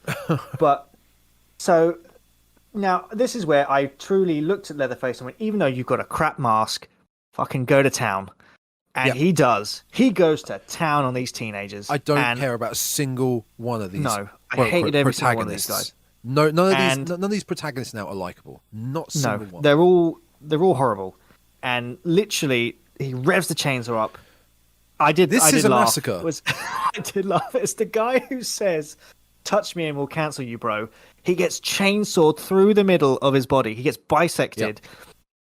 And if you look at his phone, his Instagram feed is, "Oh, this looks so real. Yeah, oh, this is definitely the fake." Comments. And it's and they're just like, "Oh no, wait, is this actually real?" And then, but the whole next bit of the scene is just, I give it to the writers and the special effects team. They got it right. This is the only film in which they really did do a chainsaw massacre. They went to Leatherface goes ham on these people. I mean, there are limbs flying, blood is spraying, people are screaming, they're all getting crushed at the back. He's just having a good time. He's enjoying what he does. He's enjoying his job as a slasher. There's a great bit where he picks up a leg, he looks at it and then throws it over his shoulder, and he keeps on going. The only thing I'll agree with that point is that there was a massacre.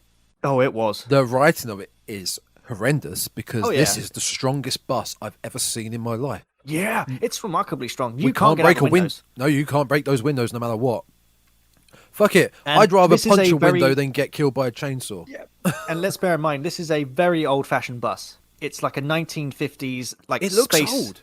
Futuristic bus-looking thing. It would not be modern windows. They would have been glass. I didn't like the fact they squeezed in another dick joke where the dude gets a chainsaw through his nuts, and he's making the guy walk forward towards a girl, and then he rams the chainsaw inside her at the same place, and you're like... It's forcibly doing the penetration sort of... Yeah. It's like, you both just got literally fucked by a chainsaw. He does kind of do that in Texas Chainsaw 2. He implies that the chainsaw is his penis, that he's doing thrusting motions with it. I mean, I can kind of, but either way, I was like, I don't watch this film to have dick jokes.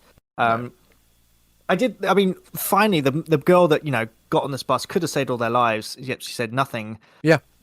Manages to break a window at that point, and she goes to climb out. Well, yeah, she tries climbing out the window. Oh my god, she does break the one window. Yes, it does. It does one break. Breakable window, and she gets cut in half. And then at this point in time, there's no one left on this bus. I think in this scene alone, this like short 5 minutes, he murders about 16 odd people. Yeah, at least. And then Melody and Lila are now hiding in a room at the back. I think it's a toilet. Yeah, it's a toilet, and they see the skylight. So Melody gets Lila out of the skylight, and she's reaching down to try and get her out. At which point, Leatherface comes chainsawing through the door.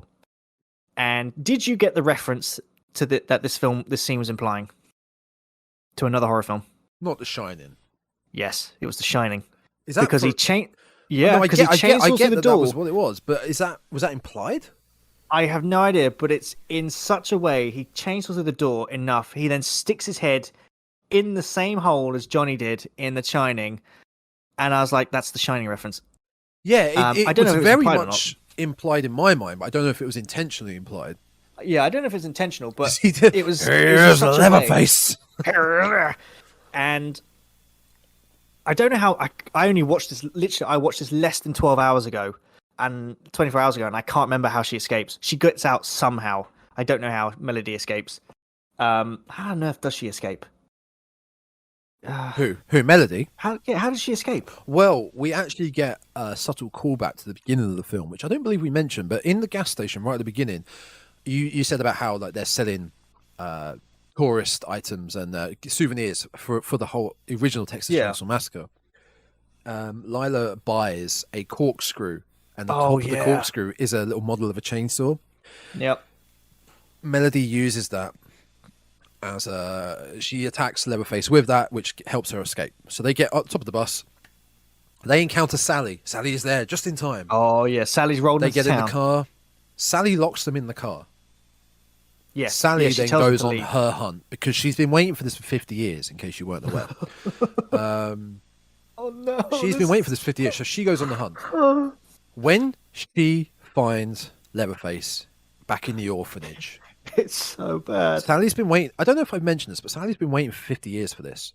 So when you've waited 50 years to kill this monster that terrorized Murdered you your that friends night, and your brother. yeah, and terrorized you on the night you will never forget for the rest of your life, you're going to stand there with a shotgun pointed to this monster Oh, no. and have a conversation with him. Yeah. You're going to show Bearing in him a mi- picture. You're gonna... I It have that was in my baffling, notes. man. Absolutely baffling. My notes were literally, you waited 50 years to kill him, just kill him. You don't need to know why he did it. Just put the bullet in his head and be done with it. But it's the fact that, I mean, she talks to him as if he knows who she actually asks him, goes, do you know who I am? Yep. And of course Why he would can't he? talk. He doesn't know how to talk. And she keeps looking at him going, say my name. Mm-hmm. And she keeps telling him, and it's weird the fact that she shoots him with a shotgun. She clips him, and she goes, "Now you remember me." And yet you're like, in the first film, you were a teenager, and you never shot him. So it's like, what part of this would trigger you? Plus, over 50 years, if he's as simple as that, he's not going to remember you anyway. Why would he remember? And- Why would he? I don't. Yeah. This is the point. I must admit, I was starting to check out. I'd paused it and gone, there's still 20 minutes of this film left, or whatever it was, and I was checking out at this point. I was way past done. I think this scene was worse than the bus scene, in my opinion. Yeah, they were douchey, awful young entrepreneurs with their cancelling quotes and whatnot. But this just was so nonsensical. It Because- made no sense. The end of this short scene, she just lets him get up and walk away. Oh, she does, doesn't she? He just gets up and walk away, and then at the next point, he's attacking Melody and Lila in Sally's car.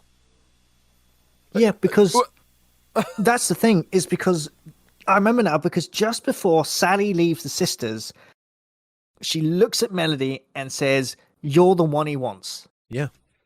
And For yet, some if reason. that's true, if she's the only one that, I mean, let's be honest, it was her and Dante that, technically killed his adopted mother. It was their fault. Oh, very I big would say actually technically, it's yeah. probably Dante's fault. It's probably his douchebag fault. Yeah. If that's the case, and let's bear in mind, he ignores Sally. He leaves her alone. He probably would have left Richter alone. If he's only after those two, then A, he shouldn't have gone after the party bus. He would have ignored them all. And there's so many problems with this bloody film. It's the fact that, you're like, she just lets him walk away. I'm like, just kill the man. Just shoot the damn man right now. You drove all this way to just have a conversation with him and let him walk away. If she put the shotgun to the back of his head, blew his brains out, and it went the end, I would have sat there gone, fine, done, okay. Fuck it. You want some fun with this? You blow him in the legs. You shotgun him in the legs, and you Torture the torture him. man. Whatever, Sally. You can go crazy. You can lose your mind and just go crazy and torture this guy. 'Cause Bring out a meat hook and stick it through his shoulders. Anything than just standing there letting him walk away. And he goes to attack Sally and Lila in the car. Sally then Melody. appears again. Oh, sorry, thank you. You're doing it as well now. I just don't care about them, that's why. Yeah. Sally ends up Sally. helping them in the car by shooting Leatherface. This is when we think there's going to be the showdown. I actually thought this was the end of the film. I thought, So here we did go. I. Okay, this is it. It's not just, spoiler. And No, it's not. It goes on for still a bit later. Leatherface gets his own back on Sally within a minute or so. It's very quick. He plunges the chainsaw into Sally's torso, and we're talking a chainsaw blade. The I don't know what you call it. The holder that the blade goes round. I guess the casing. The long metal part of the chainsaw that the blade goes round, that the chain goes round. Okay, we'll call it the blade. Probably about. It's about 20 centimeters high. Maybe about it's that. big. It's a big chainsaw. So look at that. Listeners, look at your chest. Okay, right. 20 centimeter line going down the middle of your chest. You've got your stomach. You've got your all of that stuff.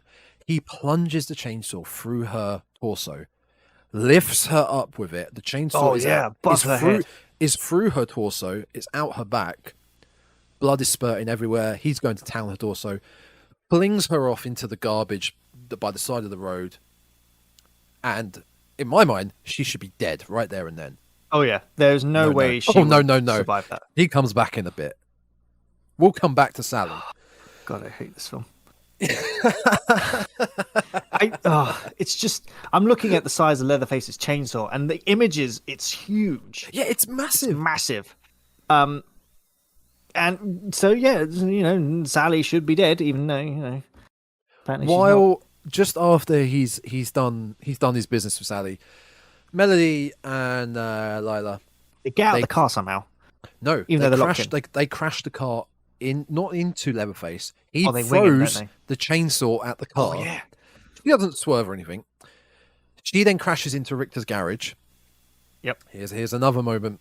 She gets her leg impaled by some sort of metal pole bar thing. Lila then goes on the run to get away. Melody's basically saying to Lila, "Go, like you stay here. You try and help me. We're both going to die. You go, try and survive. Just go." Yeah. So she does. Even though Melody is the one that Leatherface wants. By the way, just keep that in mind. Yeah. Lila ends up finding Sally. Yep. Now, am I remembering this right? When she finds Sally, does Sally load the shotgun for her? Yes, she does. She loads it with a Jesus Christ. So now, I don't know how much time has passed, but enough time has passed. It's been considerable amounts of minutes. It's probably been at least 5 to 6 minutes. 10 minutes? 10 minutes. 5 to 10 minutes, yeah. Now, bear in mind that this chainsaw blade comes out the other side of Sally. Yeah. So her spine would have been severed as well at this point. And yet somehow she manages to cling on to life after 10 minutes. Yep. Even though there would be a gigantic hole in her stomach and her torso. If I'm going to count this correctly, her stomach would be in pieces. Probably her rib cage would be in pieces. Her heart would have gone. Her spine would have gone. She would have blacked out from the pain. She'd have, she would have been. She may have even been dead before she got flung into the trash. Oh yeah, easily. And yet she still somehow manages to load a shotgun, cock it, and talk, pass it on before succumbing to her death. Which, let's face it, no, it's rubbish. That was one of my problems with this film, was so many, like Dante and Sally are stupidly superhuman in their ability to cling on to life. Mm-hmm. They should not be possible, and it was only because they were like, we have to shoehorn the next final girl into the thing. We've got it wrong. I've just remembered. Huh? I've just remembered. Okay, they crash into Richter's garage. Yeah. Early on, when Lila is having a heart-to-heart with Richter shows her the machine gun he has. Yeah, the M64. And that is where we get the school shooting thing. Yeah. When she's crashed into the garage, she picks up the machine gun. Which, that scene was really weird, by the way, because literally it only been, a couple of minutes since she had to talk with Richter, and yet when her sister finds her, she comes out of the bathroom and she immediately goes, "Oh, so you slept with him?" It's like, in 2 minutes. That was... Right, okay. Meaningless. Yeah, oh God. So many at the garage when they've crashed, Lila escapes, but she picks up Richter's gun. and she tries to shoot Leatherface, and it's empty because of earlier Oh, on. yeah. That is when she's running. Sally then shoots Leatherface from the garbage pile. Oh, yeah. She somehow... And that's how she gets the shotgun. Sorry, I forgot about that bit. That's how Lila gets the shotgun. And she encourages Lila to run. Well, she encourages her to face her demons as well. Yeah. Well, yeah. Face your school shooting demons with this gun. With this giant shotgun that you probably don't know how to fire. Because she states earlier that she has no idea how to shoot a gun. Oh, but she knows how to hold this shotgun and use it. Oh, yeah. She knows how to... yeah. Quick side note. A buddy of mine who watched this, I think I mentioned earlier, said that it would be a really dark premise, but a new Final Destination film based on the survivors of a school shooting. Ooh. I mean, that's dark as fuck, but It's dark. actually... But the fact that she says... She says like, yeah, evil has followed me here, or the school shooting has followed me here. Oh yeah, she said because she that's survived, where it got me death is that following her. That's where it came into the question of death Yeah. follows you in Final Destination. But anyway, I digress. We'll talk about that when we do Final Destination. Oh man, we're so close to the end now. I know. So pretty much at this point in time, Lila. Well, Sally is dead at this, but she's actually dead at this point. Even though I think I worked it out, Sally's only in this film for like 10 minutes. She's not in this film. There's no point for her to be in this film. Referenced in this film at all. They could have just said, "Oh, what happened to the survivor, Sally? Oh, she left Texas. All right, cool, fine." She has no. I realized the only reason she is there, the only reason she is in this film, is to drop off a shotgun. That is it. She's only there to bring in a shotgun that Lila picks up. She has no other point in this film. And as far as marketing wise, the name Sally Hardesty isn't really well known. With this franchise. It's not well. It is. It's synonymous, but it's not well known. Okay, yeah. No. Like Laurie Strode is a well-known horror character, final girl. Sidney Prescott, Ellen Ripley. Sally Hardesty is not a well-known final girl name. If she reappeared if she had come back throughout the series, maybe. But yeah, it was a one and done character. But yeah, so I can't remember where Lila's running around. I don't know where she runs to. She runs to some like underground building. It's an abandoned building, I believe. I don't know if it's a specific type of building. No, which she runs happens to to have building this convenient, not a puddle, like a hole. Oh, this hole in the floor filled with water. Just happens to be there, filled with water. We're talking probably about a 3x3 meter hole that's just filled with water. That's deep enough to sink into that you can't see anything. Yes.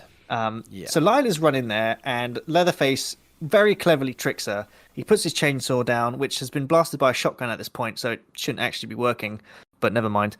And he puts it by a statue, so Lila goes to where she thinks Leatherface is to try and kill him. He's not there, so Leatherface tackles her out the way, knocks the shotgun flying, and then they fall into this water. Mm-hmm. At which point, now this is where Leatherface somehow gains the ability to teleport. I don't know how.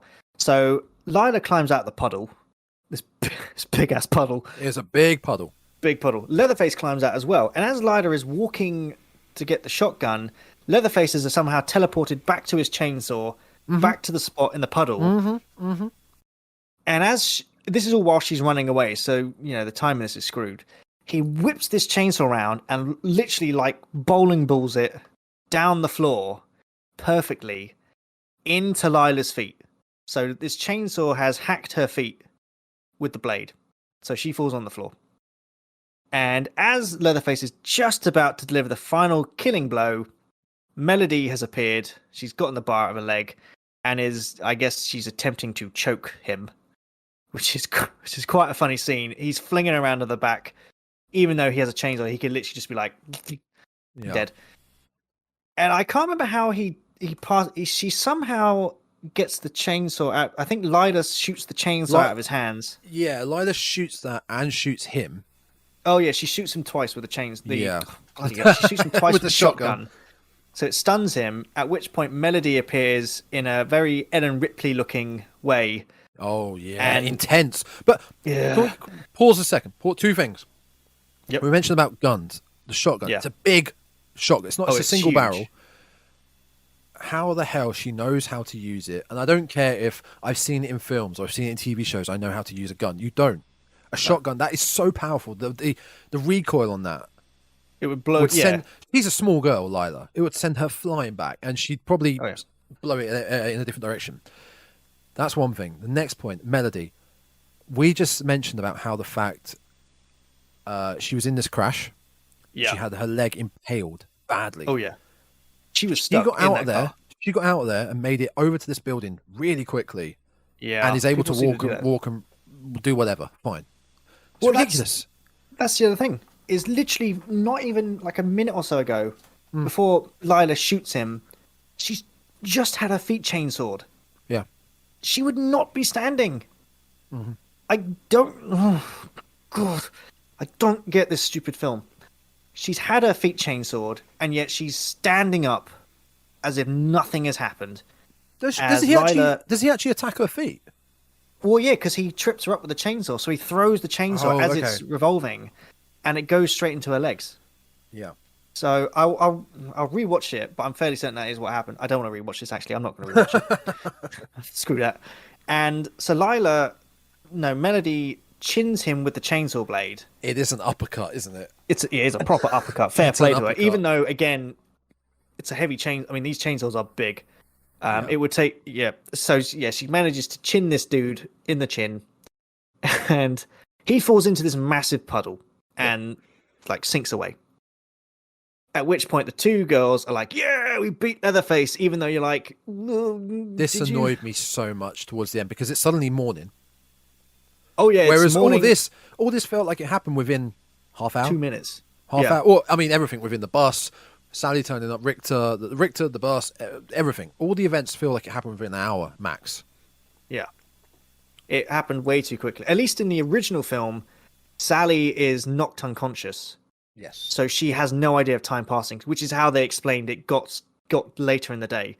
This, pretty much it goes from the middle of the day to nighttime. Well, no, to a storm, which then there is in the morning. Yeah. No, I mean, there is no point in having to... Well, no, it has to be nighttime. Even, I don't know. The storm clouds could not be that dark that it suddenly made it nighttime and darkness. Which is weird, because if Sally doesn't arrive until nighttime, then... Because she finds the mother when it is pitch black. Yeah. And Leatherface... Pitch black in that field. Leatherface kills the teenagers literally a few minutes after the storm hits. Yeah. So, time-wise, these characters seem to get to locations way too quickly. Yeah, it's the Game of Thrones world. Yeah, they just jump around and, no people are like, well, no one cares. And so Melody and Lila get back to their Tesla. This angered me so much. I know, this pissed me off. Lila somehow walking, even though she's got no feet at this point in time. And they get into the car and they put autopilot on. No, but at the same time, they're like, we done it. Basically, we done it. We're fine. You'd be surrounded with... I noticed that the bus vanished. They had to get it off the set, probably. Yeah, the bus somehow vanished. And they are remarkably happy. They're like, oh, we survived. Oh, let's compare go home. Come on now. that emotion to how Sally was escaping Sally Leatherface. was wrecked. After what they've gone through escaping Leatherface, they're like, we did it. We did it. I should definitely tweet about this. Yeah.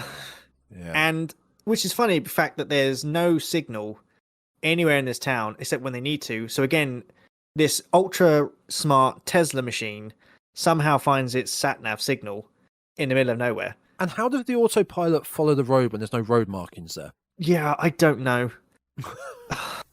That's the only reason they have a feckin' Tesla, is for this bloody part. It's product because, they put the autopilot on, the car takes off really slowly, and then suddenly speeds up all of a sudden. Yep. And Leatherface is alive, because, of course he's not dead. And he drags Melody out the car and just hacks her head off. Yep. Which actually took me by surprise. I thought she was one of the final girls. Oh, I didn't care. I mean, I don't like her character anyway. But I was like, oh, well, there you go. And he slowly, slices her head off and then holds it up as Lila is standing on the top of the sunroof, as this car is driving off, screaming, Yeah. and I'm like, if you want to get out the car, just stop the car. While he's dancing. Well, we end the film with Oh, yeah. Leatherface dancing with the chainsaw and Melody's head, Yeah. and that's how we end it. Oh, flipping heck. This film is a train wreck. This film is an It's so absolute bad. train wreck. I can't even give it the. It's so bad it's good because it's a No. fun slasher. It's just not nonsensical at times. Yeah, for quite a lot of the times. The acting is okay. The acting Story is is not Richter was the dull. best character in this, and Yeah. that's bad if you only have one character. Leatherface isn't even that good in this. No, I don't. I'm not a fan of his look, if I'm honest. No, his look was daft. The plot, the whole investors with the deeds and the influencers, the plot. I wasn't interested one bit. No. The effects yeah. were good at times. Yeah, the They did a good job cinematic with the shots as effects. well. Yes. They were able to capture the rural beauty of Texas so well. Some of the shots in this film are amazing. The colors are great. The one thing I didn't notice, which actually I stopped myself bringing up until now, is when we talked about the Leatherface doing his weird Teletubby pop-up thing in the sunflower scene. It's not actually, it's actually a green screen. And the reason it's a green screen is because when he pops up, if you pause it, you can see the green screen outline around him. Amazing. I didn't And notice that. Yeah, when I found that out, I was like, how did you miss that in production? You missed the fact that there's an outline around him in this scene, Yeah. which is really, really bad. But also, this film went straight to Netflix. There was no... Yes. They had a theatrical release, and they scrapped it. Yep. I think because they realised it was terrible. Yeah, it failed a lot of test screenings beforehand with Yeah. a lot of negative receptions. I mean, I this can't film- recommend this film to people. No, I would not. I mean, even like my missus, who, I mean, she does. If I want to do something horror related, she'll go along with me because she mainly just likes watching me scream a lot. She finds it very funny. She doesn't watch horror films, and she sat there and she went, "It feels like a really drawn out Thorpe Park Fright Night attraction." Yeah. It was super cheesy. You didn't care about any of the characters, and it was wasn't one of even those a things. fun, cheesy film. No, it was just bad, and it's the moment that killed me was the fact that on the description it was slasher, gory, something, and then it had teen scream, and I was like, the second you put teen scream in, Yeah. you know you've gone wrong. Yeah. Oh god, I hate this film. I hated it as well, man. But like, I went in with the expectation of Yeah. this wasn't going to be good because No, of the fact that's been the reputation for the Texas Chainsaw Massacre franchise for Yeah. God knows how long now. Now we had a chat before when we after the last episode when we had Ghostface versus Leatherface. We did have a chat afterwards. We did say, look, we know it's going to be bad. We know that. Yeah. But we said to each other, look, at least give it a shot. Oh, We yeah, have you to go have- in we have mutually. to. We We tried, have to. and I tried to. It was just after the first 4 minutes, after that stupid first dick joke, Yeah. I just went, I do not care. I tried to give it a bit, but it's the fact that as it went on, I was like, they're shoehorning in, like I said, it was LGBT, racism, environmental issues, school shootings, so many real world issues, and I was like, please, just make a. I mean, if they had done a film where they're like, right, a ghost town has been put up for sale, and these people are going down there to try and sell the town, and if they had made a film where Leatherface is like, well, fuck that, this is my town. Yeah. And then they realize when they're trying to sell it that Leatherface is there and they have to try and escape. That would have been a much better film. Or if they were trying to sell the orphanage and they got trapped just in the that alone. orphanage. Just that alone, the Yeah. orphanage. Yeah. If they got trapped in this big orphanage with Leatherface, I would have gone, that would have been because that would be like an escape room type of film with Leatherface roaming around. Yeah. I thought that would have been a much better film than it whatever was- they did here. You keep it simple. That's all it needed to be. It needed to be a lot more simplified.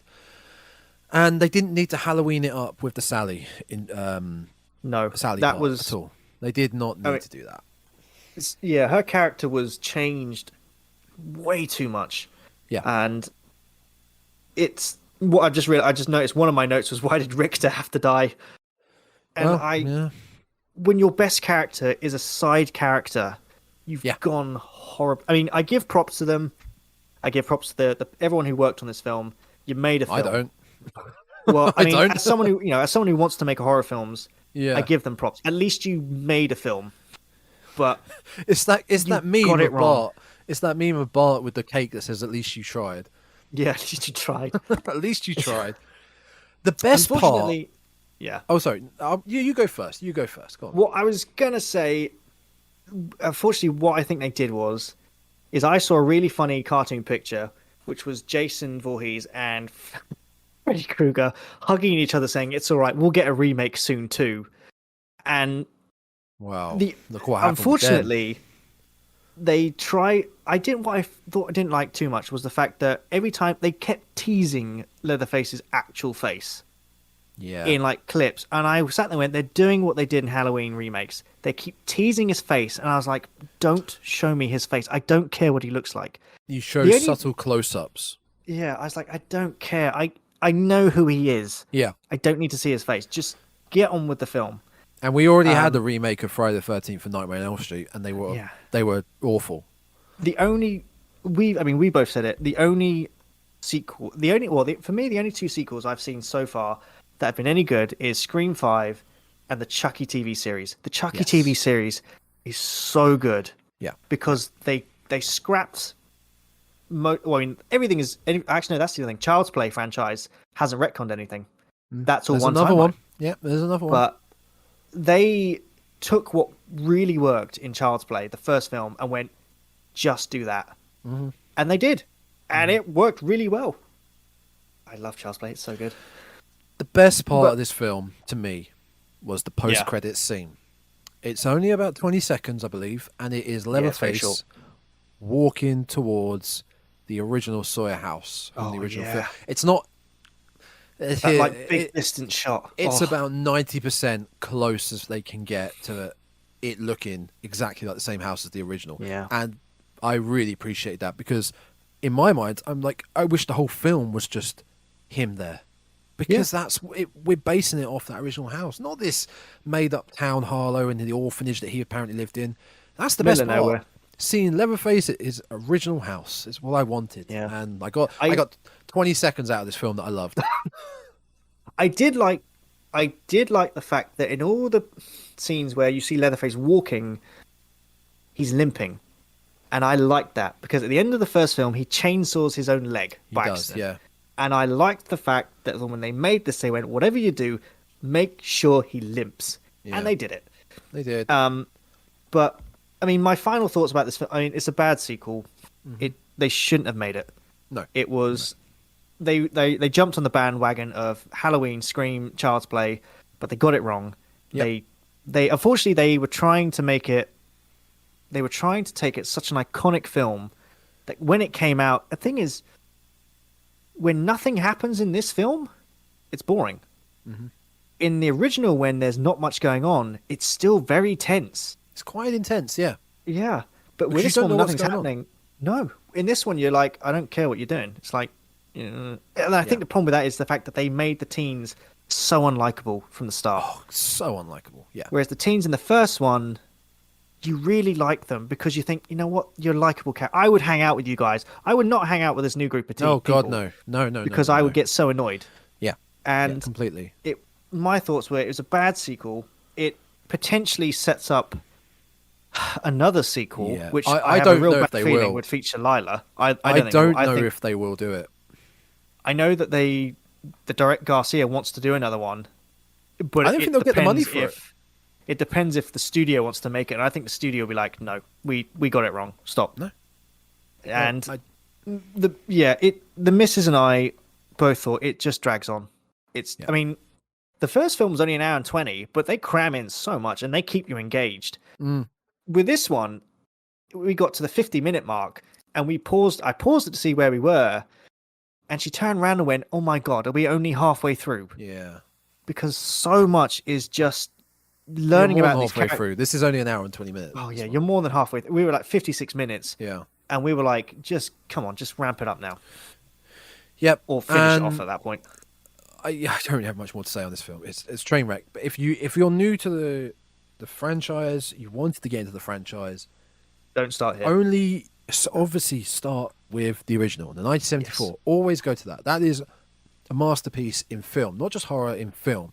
Yeah, it was. I would then, if you want to venture into the others, go to Texas Chainsaw Massacre 2. It is a competent sequel. It's a bit goofy, it's a bit silly at times, but it's a competent sequel. The others you really don't need to look into. I would say a special mention to the remake. Do Yes, check that out was the good. remake because it's one of the best remakes in my opinion. And you can check out its prequel, but you could watch the remake as a standalone. The remake was good. I like that. That is about it for the whole franchise. If you want to get your fill, because I think new people, new people into this franchise will find number 3 bit boring, number 4 just silly, stupid. Texas Chainsaw 3D, the fourth retcon, just a bad film, and this one, It's not good. a bad film, and then Leatherface, the other prequel, just again a bad film. You don't need to waste your time with it. No, I wouldn't recommend.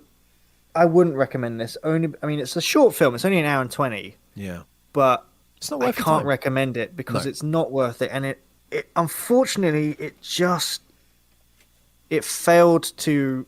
They were trying to recapture what happened in the first film. Kind of like Scream did. But Scream 5 did it well. Effectively, They did a you're just great watching job. the first film again. They did But did a great brilliant film. job. This one, it just dropped the ball so much. And I looked at the ratings for this. It's like 2.5 on IMDb, and I think on Rotten Tomatoes, it's sitting at like 30%. Yeah, 30%. No, this on is both- 5.1 on IMDb. Oh, okay. And it's a 30% on Rotten Tomatoes. Yeah. Just because it's just don't waste your time with it. Unfortunately. I think to sum up, go watch the original. Yes, do check that out. Check That out is the original. Easiest way to sum up this film. Go watch the original, and that's it. Yeah. I think we're done with this film. We're done. We're gonna put We're this to done. bed now.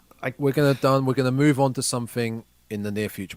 I'm gonna go hug my Leatherface Mezco doll and say I apologize to it Yes, for whatever I'll this do it is. with my Necker one as Yeah. well. So where you can find other episodes of this podcast on many audio services such as Spotify, Apple and Google Podcasts, Amazon/Audible, and Podbean, just by searching the Dreadcast. Oh yeah. And you'll find our previous episodes where so far we've pretty much gone into everything regarding Scream and the Leatherface character himself.